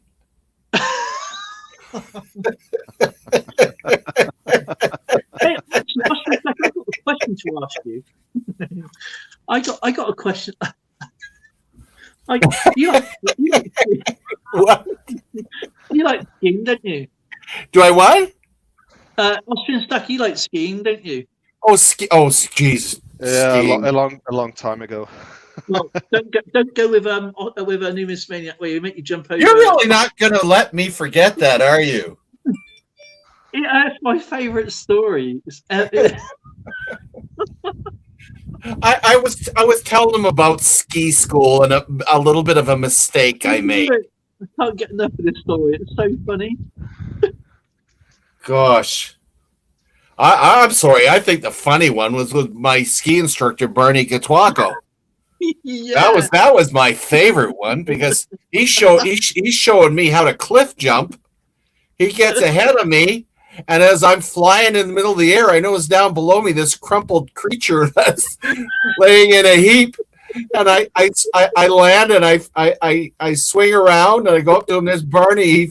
He did a bad jump and he broke his leg. And the first thing he says to me, "Don't you dare tell anybody that I broke my leg up here. I fell down a flight of stairs." Tell me. Like, oh boy. But you got to realize how high these mountains are. It was it was the Canadian Rockies. Those were big. They're big. As you said, you're jumping over rivers, aren't you? So this is the difference. It's not just like just a normal ski jump. This is like huge. You caught some good air. You got some really good air. Yeah, it was a lot of fun. And back in those days, we didn't have snow brakes. We had straps. So if you lost the ski, it's called a windmill. You got beat up something fierce. Because it's just the skis beating on you as you're tumbling down the side. And like, oh man. Ski school was a lot of fun, but boy. This is the main difference. Austrians don't go to skiing school.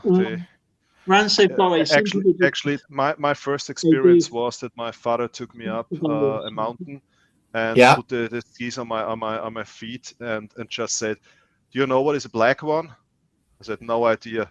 "Now you know it." And he pushed me down. On a black one? Yeah. Get out of here. That's not nice. Thanks, Dad. I'm divorcing you. Holy man, as a kid. Black run. Numismaniac did that as well. I did that black run down on the BC coast on Grouse Mountain. That thing was so steep when I... Oh. It's so steep. It stopped. Skipper is frozen. Yeah. I think he's got cold feet. What's that? Oh, snip. Is that because of the pandemic? What does it say on there? Stay safe, stay healthy, stay home. Toilet paper. I bet that was worth $1 billion, wasn't it? Back in the day, a couple of years ago. I love it. I think that's, babe, you've seen that? He's got a toilet roll. Austin Stacker's got a toilet roll snow globe. What would have been funny if it was like little brown bits floating around in there instead. I even kept my test. That's going to be worth a relic one day. It's going to be like a ration book from World War II.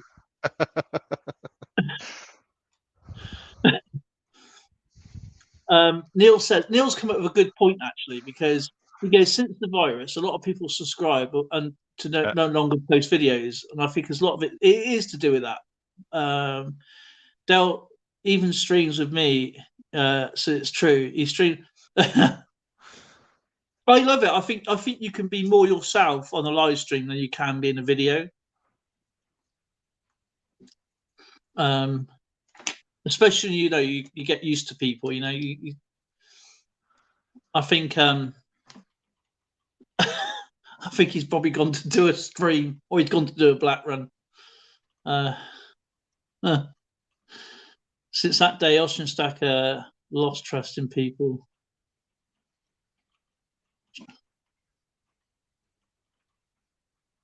Exactly. I agree with you there, Ran so far away. EAC is laughing their head off, and so is Austrian Stacker. I can't get out. I have to get out on Monday. Ran Austrian Stacker. Next time I will send you a gift for you. Next to the thing that we receive from me. Oh.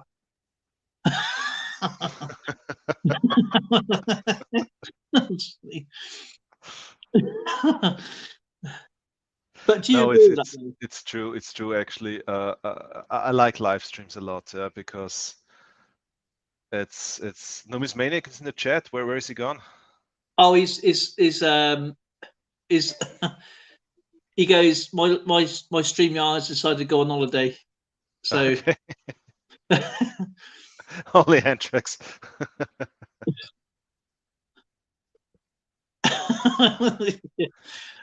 You know, Ren, so far away. Actually, this was my job in the army. I was in the Antrax response unit. The armor as a chemist, this is where you're landing. Yeah, this is look. This is the mascot of my unit. That's pretty cool. You got the mask and everything. You got the gas. This was our mascot. Hence the word mask or mascot. Yeah, mascot. That's pretty cool. Is that where your duck collection come from then? No. Actually, this started in South Dakota. In South Dakota, when we've been on vacation, we drove through South Dakota, and there was a shop, and they had thousands of different at least dozens of different rubber ducks, and we bought one that looked like a Native American. And this is how it started. And then whenever we went somewhere, we bought rubber ducks. That's pretty cool, actually. Our whole bathroom is full of rubber ducks. It's crazy. No, that's awesome. What is there any specific duck you're actually after? Because you obviously got one. Did you get anywhere from Swindon or Stonehenge, Avebury when you was around here? Do they do we got a very nice one in Bath. It looks like a Roman soldier. Okay. Oh, that's because actually pretty cool. you know in Bath you have this Roman baths. This is why the city is called Bath. No, I didn't know that. and I mean it's in England, but you get these Roman rubber ducks there. And this I like very much, but no, I'm not really after one. I'm just whenever I see one I liked, and I buy one.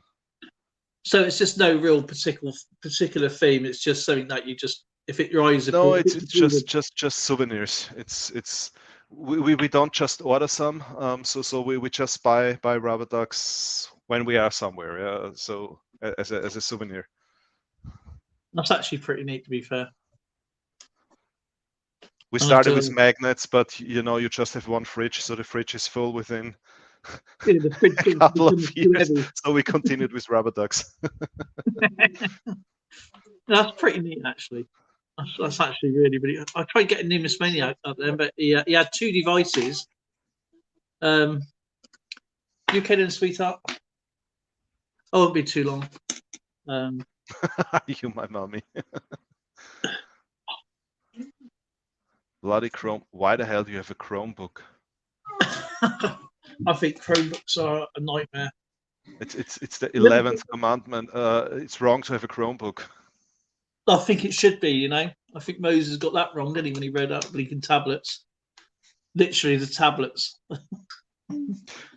I saw a funny cartoon the other day where you could see Moses with two bottles full of water, and below there was written more or less he spent too much time on the mountain and had to use ice instead of stone, where he carved the commandments in. And when he came down, so he stood there with two bottles of water. That's pretty good. I can imagine that. Can you imagine their faces when they built the gold ball? I know, but I'm trying to use what I have. Smoke signal, Skip. Skipper.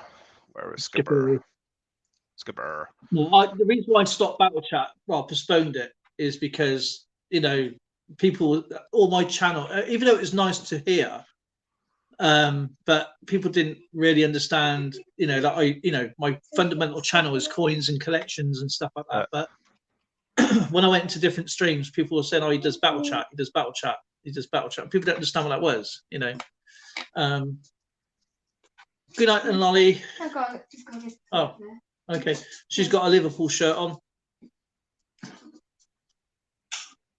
Love. Walk alone. Well, you fellas have fun. I'm going to get my wife's good side and make her some dinner. Okay, Skipper, I'm going to end the stream in a moment anyway. And oh no, look at that. We got this stupid box coming in now. I had this 2 times for weeks on every single video. I had this. Actually, there was one channel, and everybody reported this channel, but YouTube did not block it. There was a channel, and the message was always, "Come to my channel and watch me masturbating." Oh. And I had this literally on every single comment on my videos. The answer was exactly the same from this channel. Yeah, so I had to delete this hundreds of times, and I blocked it several times and came back again and again. Silver Jennifer. Because I can't see chat on the phone, so I have to use that screen for this, and Silver T's in there. But yeah, if I'm in the chat, so I watch your stuff. I don't always comment, but I'm dedicated to your channel and many others.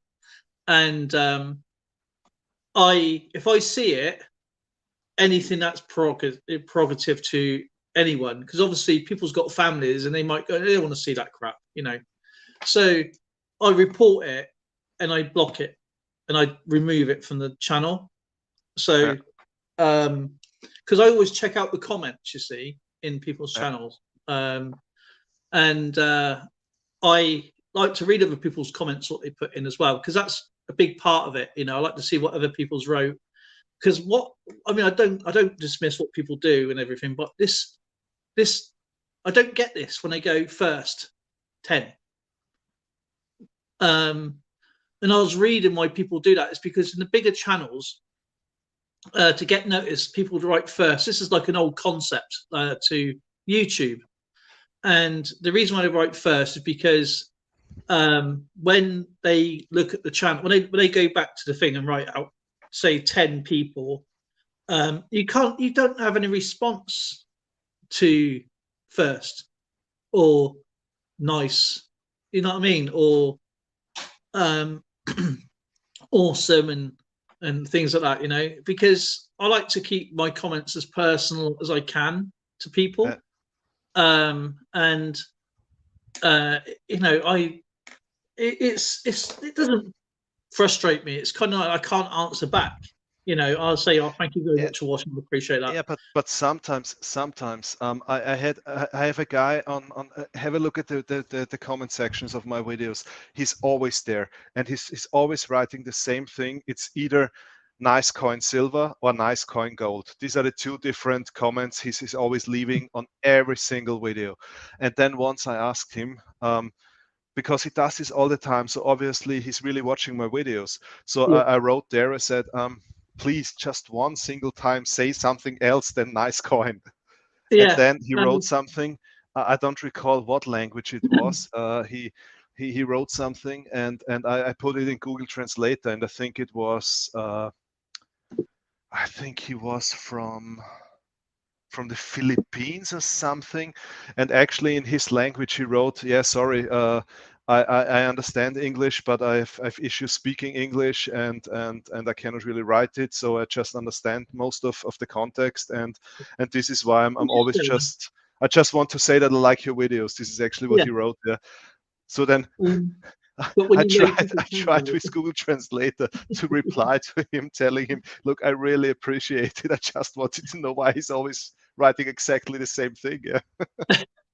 But so, I like this is why I stopped. Yeah, this is why I stopped telling people, "Come on, write more than 2 words." So some people obviously they just watch and.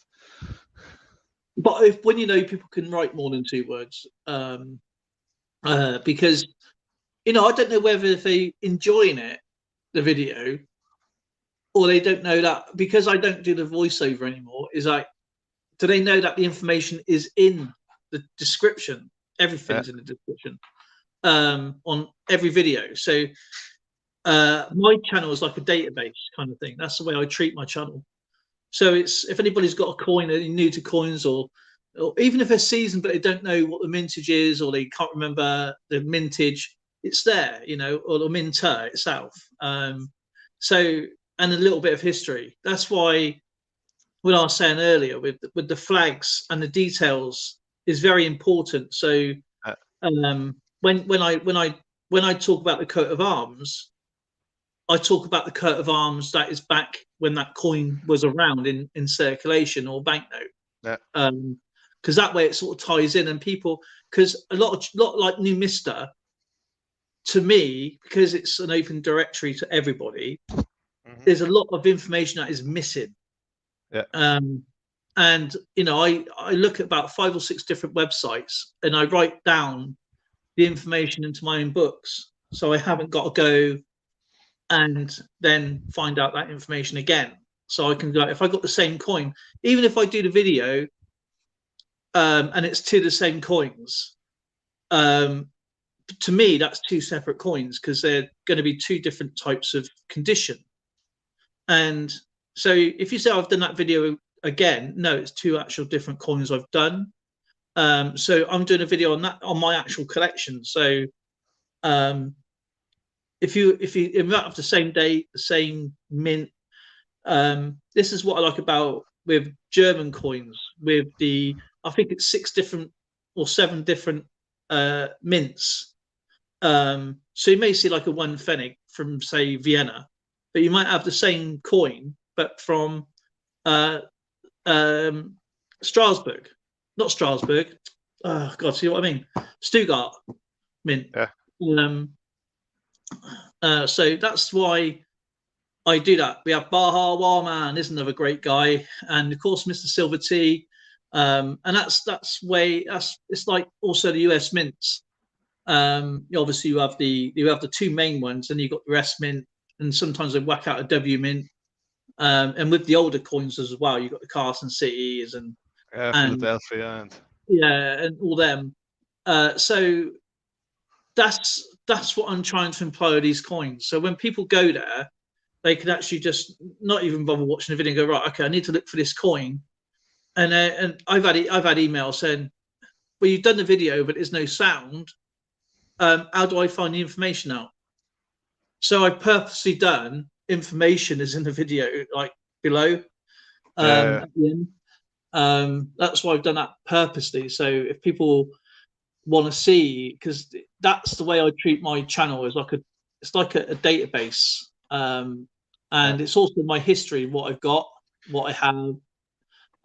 Of course, I've still got a lot of gifts to do. Yeah, I mean, I always put a lot of, like you, I always put a lot of information in the description. Yeah. And but literally, sometimes I was really, after 10 people wrote in the comments questions that are answered in the description, I was really thinking about answering RTFT. Yeah, read the F description. Yeah, just copy and paste that bit. But yeah, it's because we are all learning. No matter where you're from, we're all learning, and it doesn't matter what collection we're into. And I love learning. I love researching. And as I've done before, if I don't know the answer, if I haven't got the answer, I will send that person off to the right person, you know. And hopefully those people, I've done that for you before. I've sent people to you before now, and other people, because I don't know. I mean, you know what I mean. It's nice for them to ask me, but I think that's the point of the proper community. Is like, I don't know the answer, but I definitely know someone who's probably 80% sure what this is. If not, they're going to know somebody. You know what I mean? And that's how we all join up, and it makes people understand that there is people on here that are genuine as well. And you don't have to be 10 trillion subscribers because it doesn't, a big channel doesn't make you know everything. I just, you know, in my world coins, I found some great gems. I found some really low mintage coins to very high mintage coins. It's eye appealing to me. That's what I collect, is the eye appealing. And I got a small budget. I spend around about 20 to 25 pounds, I buy a banknote if they got any available, which I haven't got. It doesn't matter where it is in the world. I buy a couple of pieces of silver, something old, and something that I think is going to be cheap enough. It's like I bought an Esquido, a big, massive Esquido, a coin. I think it is one Esquido coin, and it was 25p. And I thought it was something really cool, because obviously in Portugal they use the euros, so it's quite an up-to-date coin, but it's something that is in my collection. It's quite actually a big chunky thing. It's like a crown, to be honest. Mhm. But yeah, I have my little goals that I try and find,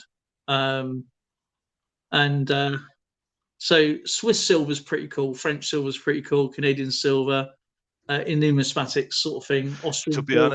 honest, I don't understand why everybody's talking about French and Swiss silver. I mean, this is why I'm always showing old Austrian silver coins. They are much cooler. I do have. No, seriously, they're cooler. Yeah. I do have Austrian silver coins, as you know. I have featured a few. As you know, it doesn't have to, as long as it's within a certain date range, and it's Roman to up to say 1970.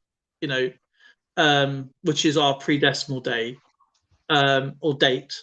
Then I'm not really too bothered about the British post-decimal day. It's more of the older stuff I'm interested in, because I love learning the monarchs at the time, their successor, their predecessor, the coat of arms. What's on the coat of arms? What does the coat of arms actually mean? What colours are on the coat of arms? I try and put this in something that is significant, that is around that time. The circumference, the events, and Numismaniac wrote more about the events. I used to do that, but it's like the monarchs was around, and it doesn't. History is history, good or bad. It's part of the world. Countries are come and gone, and some young child is going to come in and start a YouTube channel, and they want to get interested in coins. Like you got your book there. What's life going to be like without money? They're going to think, well, what's money like 30 years ago? And they're going to look at our channels and go, oh, that was what money was. Never even heard of these countries. Never even heard of this. You know what I mean? That's what I'm looking at in the future. Especially banknotes, because banknotes don't have a very long lifespan. And I got some German right back to 1909 banknotes, other world banknotes, and I like this how do you call it, military currency and emergency currencies. I like them very much. I got I'm not sure if you had them in the Austrian army, but yeah, you're on about. This is what I have. I got all the emergency. Wow, that's cool. £1. I got the 50p. Cool. That's the old style, £1, and it went down to that style there. And you know why they made them, don't you? Yeah, I think partly of old uniforms. No, what it was, because obviously when the soldiers are away, for stop counterfeiting, they made these emergency banknotes and denomination notes. So it was basically a way of buying stuff, obviously for what you needed, rather than using real money for counterfeiting. That's basically that's one of the reasons. And of course, you can't really use other currency in different countries. You couldn't use a pound coin in, say, Iraq. So no, but I said old uniforms because in the Austrian monarchy, Yeah. we had some emergency currencies that were actually made from old uniforms. So at least they used parts of it in the That's currency. actually really But interesting. I never managed to get one of these. They're Do very you know hard what? to get. You just put you on a mission now. See, that's the sort of thing you go and search. Like Jason, he'd do a typeset and he'd do a whole thing. I think, wow, that looks pretty cool. And he's really clever. I don't know if you've been over to Jason's channel, but yeah, he puts things together with. Sometimes he'll have tickets to go with these coins going back in the day, or he'll have a real cool types. But yeah, it is really I'm following a lot of channels because there are a lot of channels with really good content. But I'm one of these people who do not always comment, to be honest, because actually I spend half of my day in completely useless video conferences. and usually this is the problem is that my boss wants me to be there together with some other people, cool. just in case if he needs something from us. Yeah, so at least 3 to 4 hours a day I'm in completely useless meetings. and this is why when I'm watching YouTube videos. So I'm watching a lot of videos and I'm liking a lot of videos, but I'm not commenting a lot. No, I get that. I do get that. I mean, we always can. I mean, I try and watch as many people as I possibly can. You know, I watch all the main people. I know I'm behind. I mean, last week, I think it was last week, week before, I had a nightmare. I've been in a lot of pain, and I have nothing but issues at the hospital. Been waiting 3 or 4 months for to see my consultant, and then I got the hospital. I was up over an hour, and he didn't want to see me. So, and I was well cheesed off. You know, guess I hug then you. Right. Never walk alone, eh? Yeah. No falling out of bed again. She wears skis in bed, you know. Do you know what I did to her the other day? I was in a shop, and this is young lad, wasn't it? Yeah. I was bumping her into him. Oh man, just stop it. He was going, sorry. Oh. Anyway, I'll sleep well, all right? Yeah. I won't be long anyway. So, where's Finny anyway? He's been out on that. Yeah. I got to lock the back door away. She doesn't go to bed. Yeah, she's got to go to bed. No, she ain't got to go to bed, but she'll probably listen to a little bit of music. Yeah. Yeah. What's a Tanny? Silver Tannifer, you never answered my question. I asked you several times. How many languages do you speak? I speak quite a few languages actually. I speak Australian. I speak Canadian. I speak English. I can speak British Scottish. I can speak British Irish.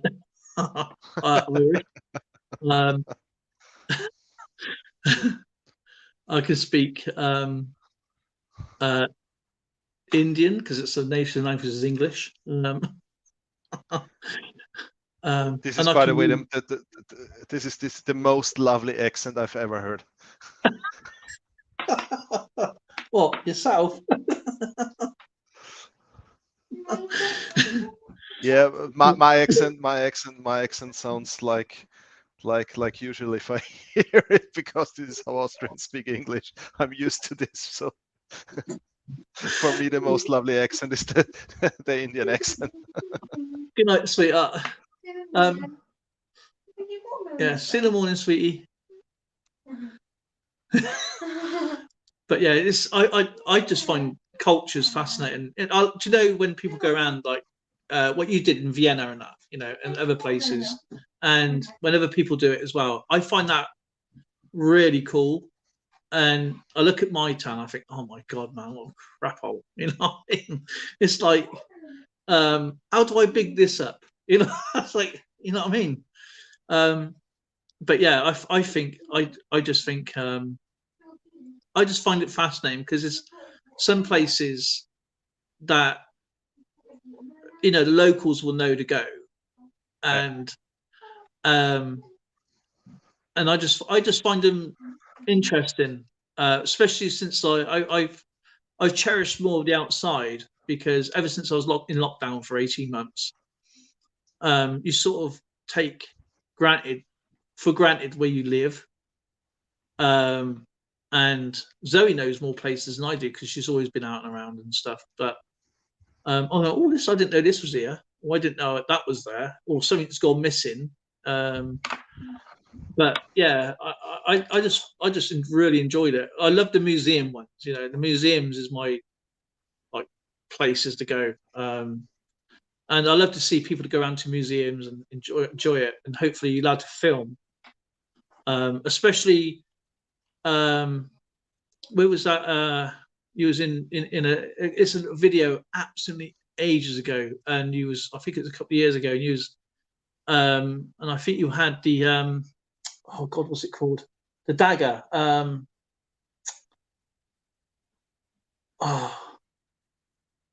it the dagger? The Spear of Destiny, sorry, the Spear of Destiny. Never heard of it. You never heard of the Spear of Destiny? The Spear of Destiny. Yeah. Yeah. I thought that was really fascinating because that was actually one of my favorite subjects at school. And I thought, wow, yeah, cool, man, that's really neat. It's got to there. And also because I love classical music, as you know, I really love classical music. And when you went round the I think it was like the monuments and graves of Mozart and places like and people like that, that was really cool because that was really right up my alley, But Dale, you saw my video where I showed the Spear of Destiny. Yeah. That's what I was. Yeah. I just couldn't remember the name of the church it was in. You went to see. But yeah, I thought that was absolutely awesome.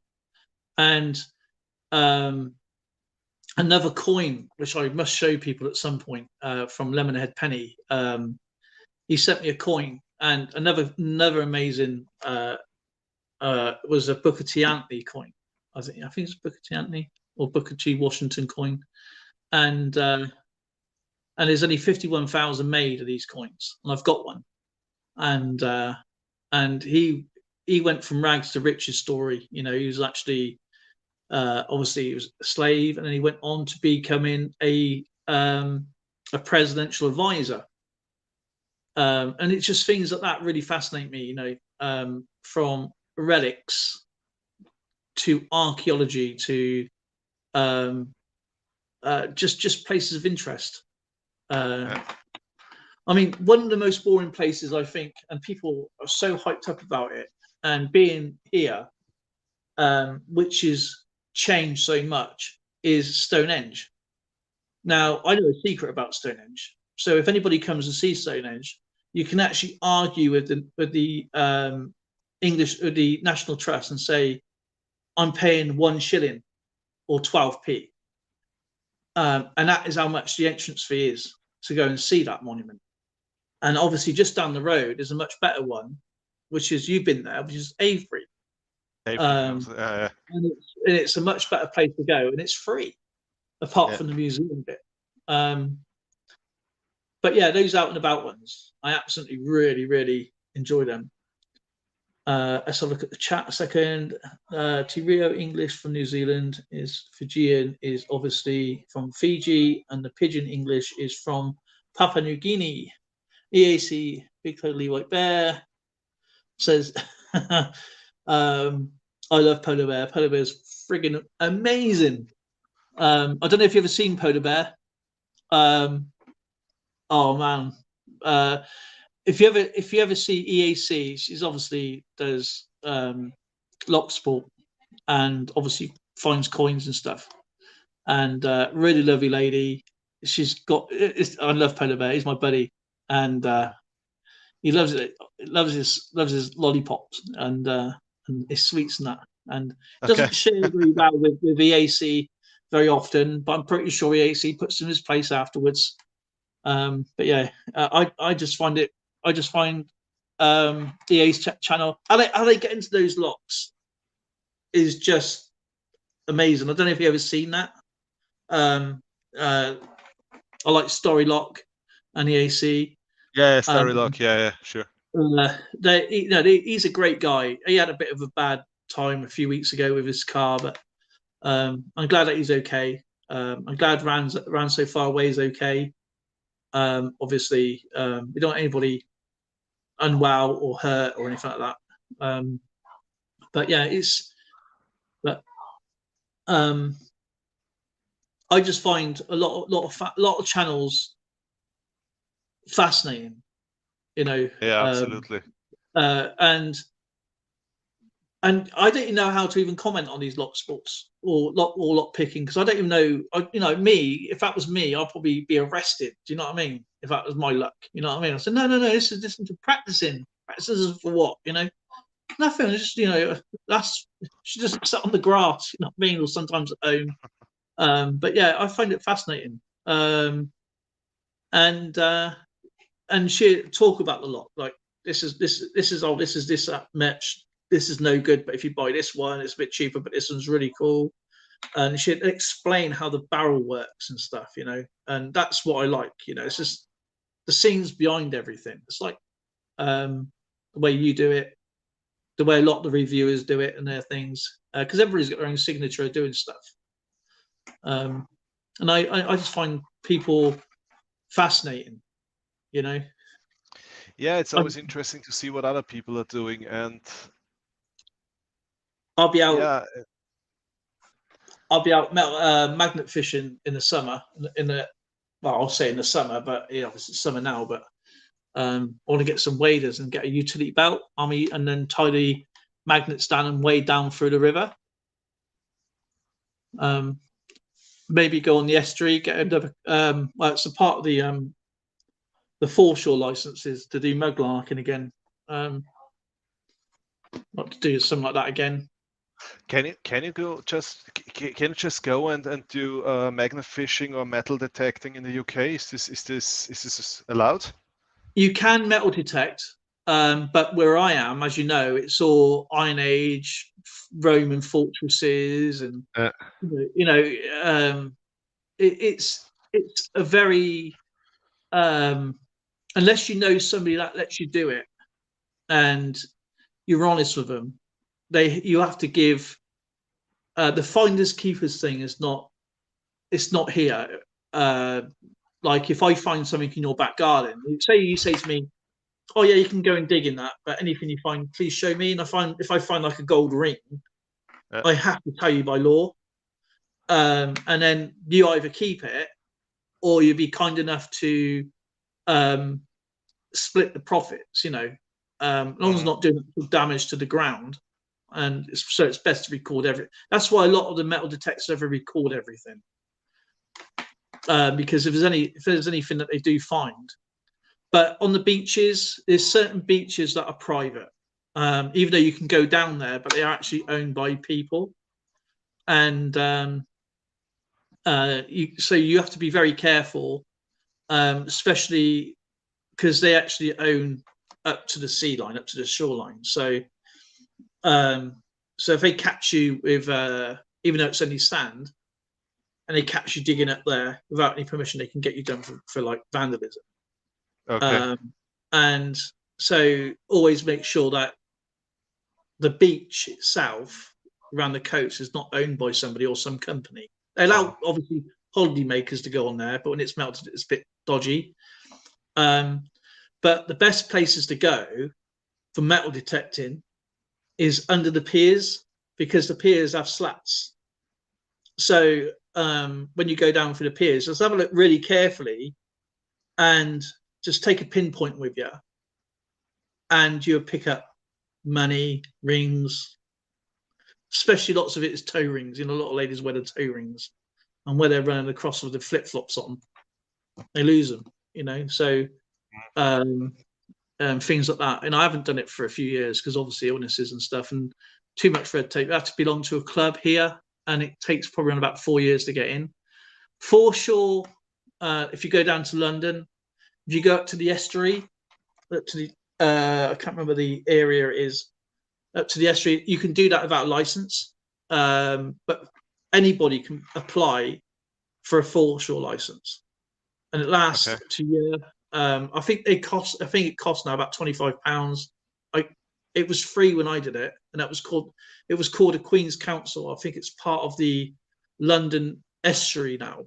I can't remember the actual board of governors of it who do it, but there is certain criterias. Now, my one, I dug down 4 inches, or say like a trowel head, where a lot of the mudlarkers couldn't do it. They wouldn't allow it. But it's quite weird because, say, for example, you find something unique. I don't know. Let's get something that you can see. So, say, for example, you got this coin. Yeah, it's not a coin, but it's in the ground like that. Yeah, and it's sticking up.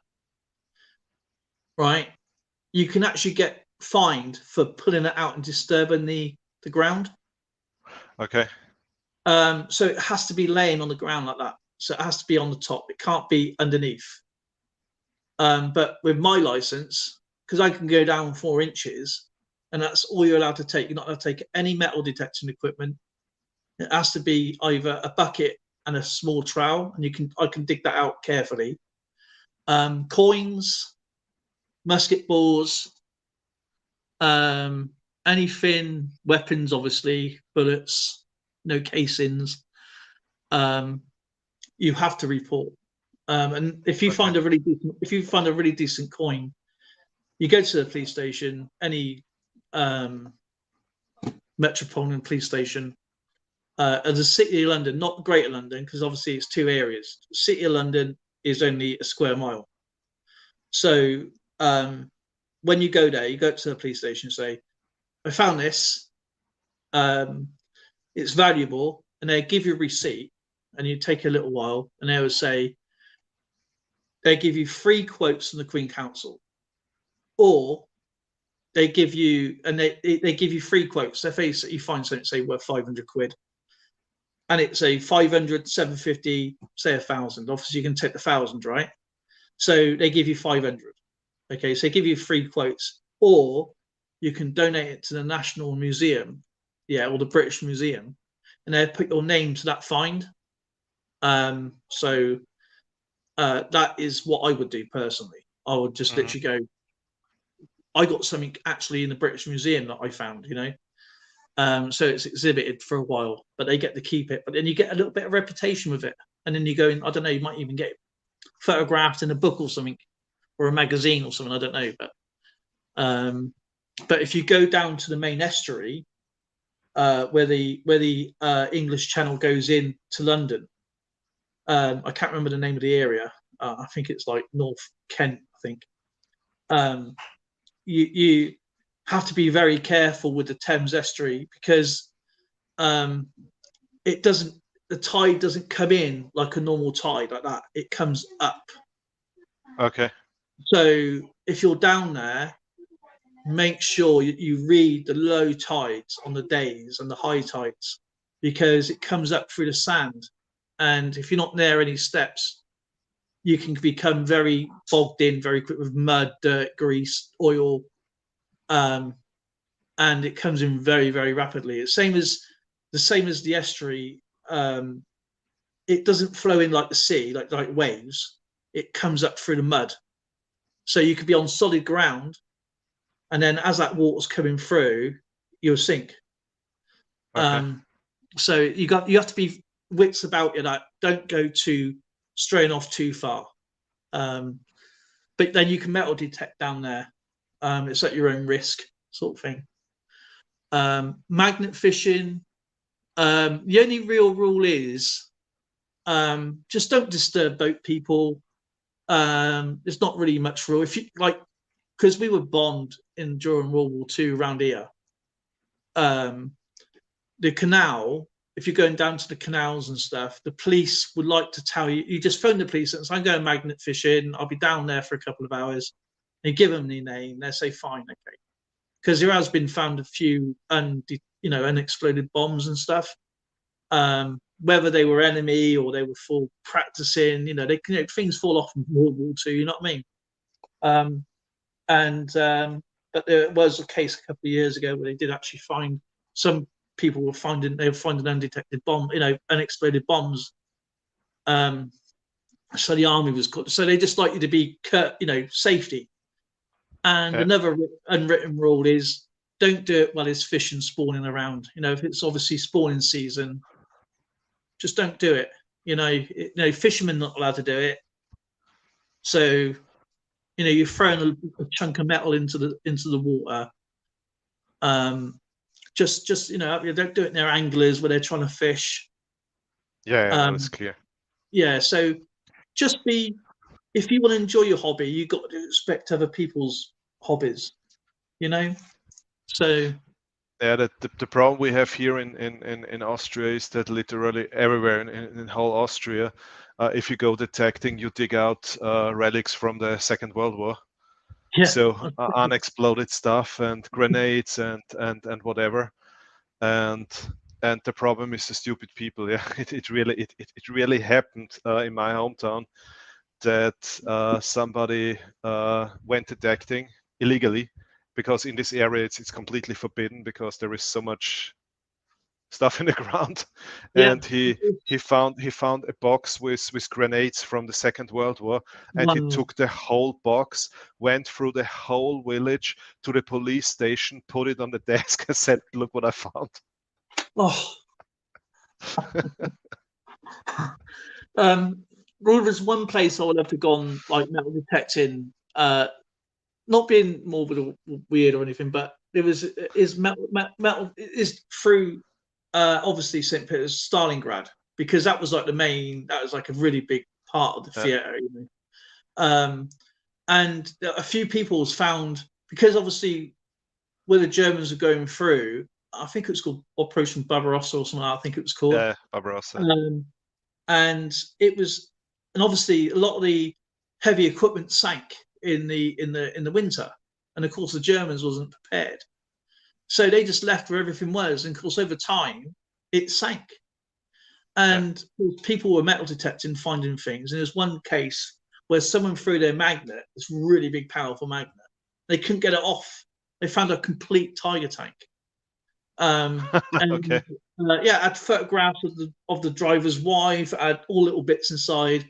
It was perfectly preserved inside.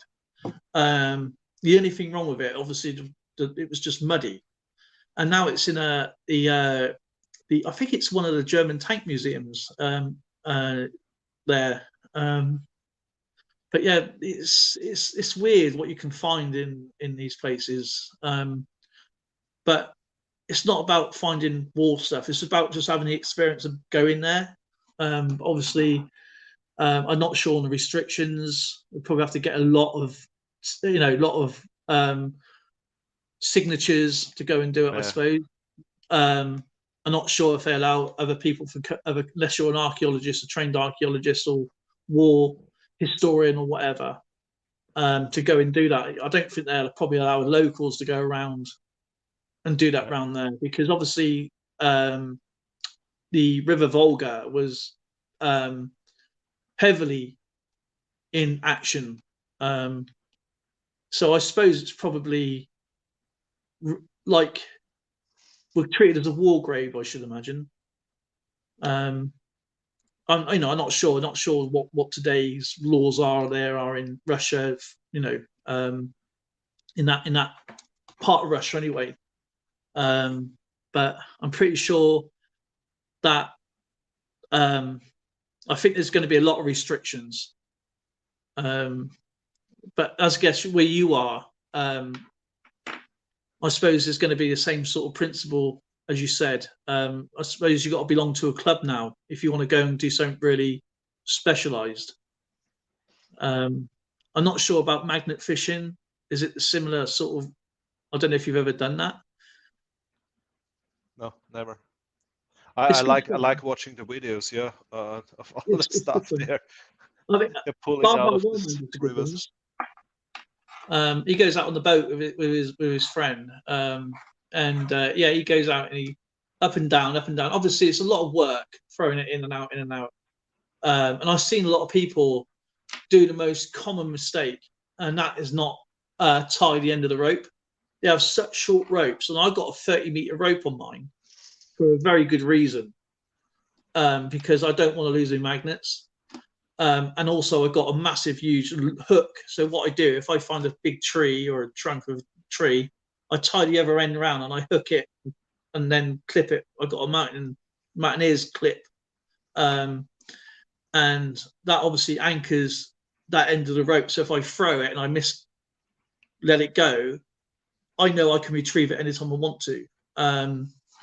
But I've seen people throw their magnets out, and it's just they've not put any gloves on. They got rope burn, and it's just gone. They've only had like 10 foot of rope, and it's just lost. Just gone. You know what I mean? But yeah, I got 2 magnets. I got one smaller one, and that's basically if it does get stuck, I can throw the little one in and retrieve the bigger one. So it's like a rescue magnet kind of thing. A lot of people also forget about that point as well, unless you've got a lot of people with you. I'm normally on my own, so I throw it out, and if it gets stuck, I can just throw the other one out and hopefully get it guided to the bigger one, and I can just lift that over. So you got to have a backup plan. You know what I mean? You don't want to lose. Yeah, as I said, it's much nicer from the boat. But yeah, I love watching Baja Romance. I'm not sure when he's going to go back out and do it again. I'm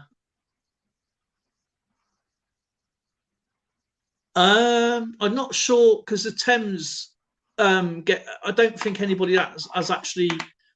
I know the Thames was wider. It was wider than what it was. I mean, I think it's about 100 feet each way wider back in the day, and that's where the Great Stink came from. I think it was like 1876 or something like that, or 1886. It's a big stink. So I can't remember the. It might have been Christopher Wren. I can't remember who changed the Thames, but basically the River Fleet is now undercover. That's where you got Fleet Street. So that runs really fast, and that obviously is the sewage works river. And then the Thames is narrower, so it runs quicker again. So again, it takes everything out to sea. So that's why that's why there's not much, I say, water pollution in the Thames as much. But I have to go to bed now. Okay, my friend, I'm going to shut the stream down anyway in a couple of minutes, so I get to about 3 hours. So no, I didn't want to disturb you, because very interesting what you're saying, but I just checked yeah, the time, and it's already we're 1 hour later than you. Yeah. So yeah, it's already 1 a.m. and I need to get up at 6. I apologize, brother, and it's absolutely an honor to have you up, and I can't thank you enough. And I love listening to you. I think I always enjoyed a lot. The thing is, yeah, you always start so late. I start at 9 p.m. On Numismaniac stream. I start at 12 a.m. and because obviously I try and fit it in, because he's got a lot of things going on. The skipper. So I try and accommodate for anybody who wants me to come up.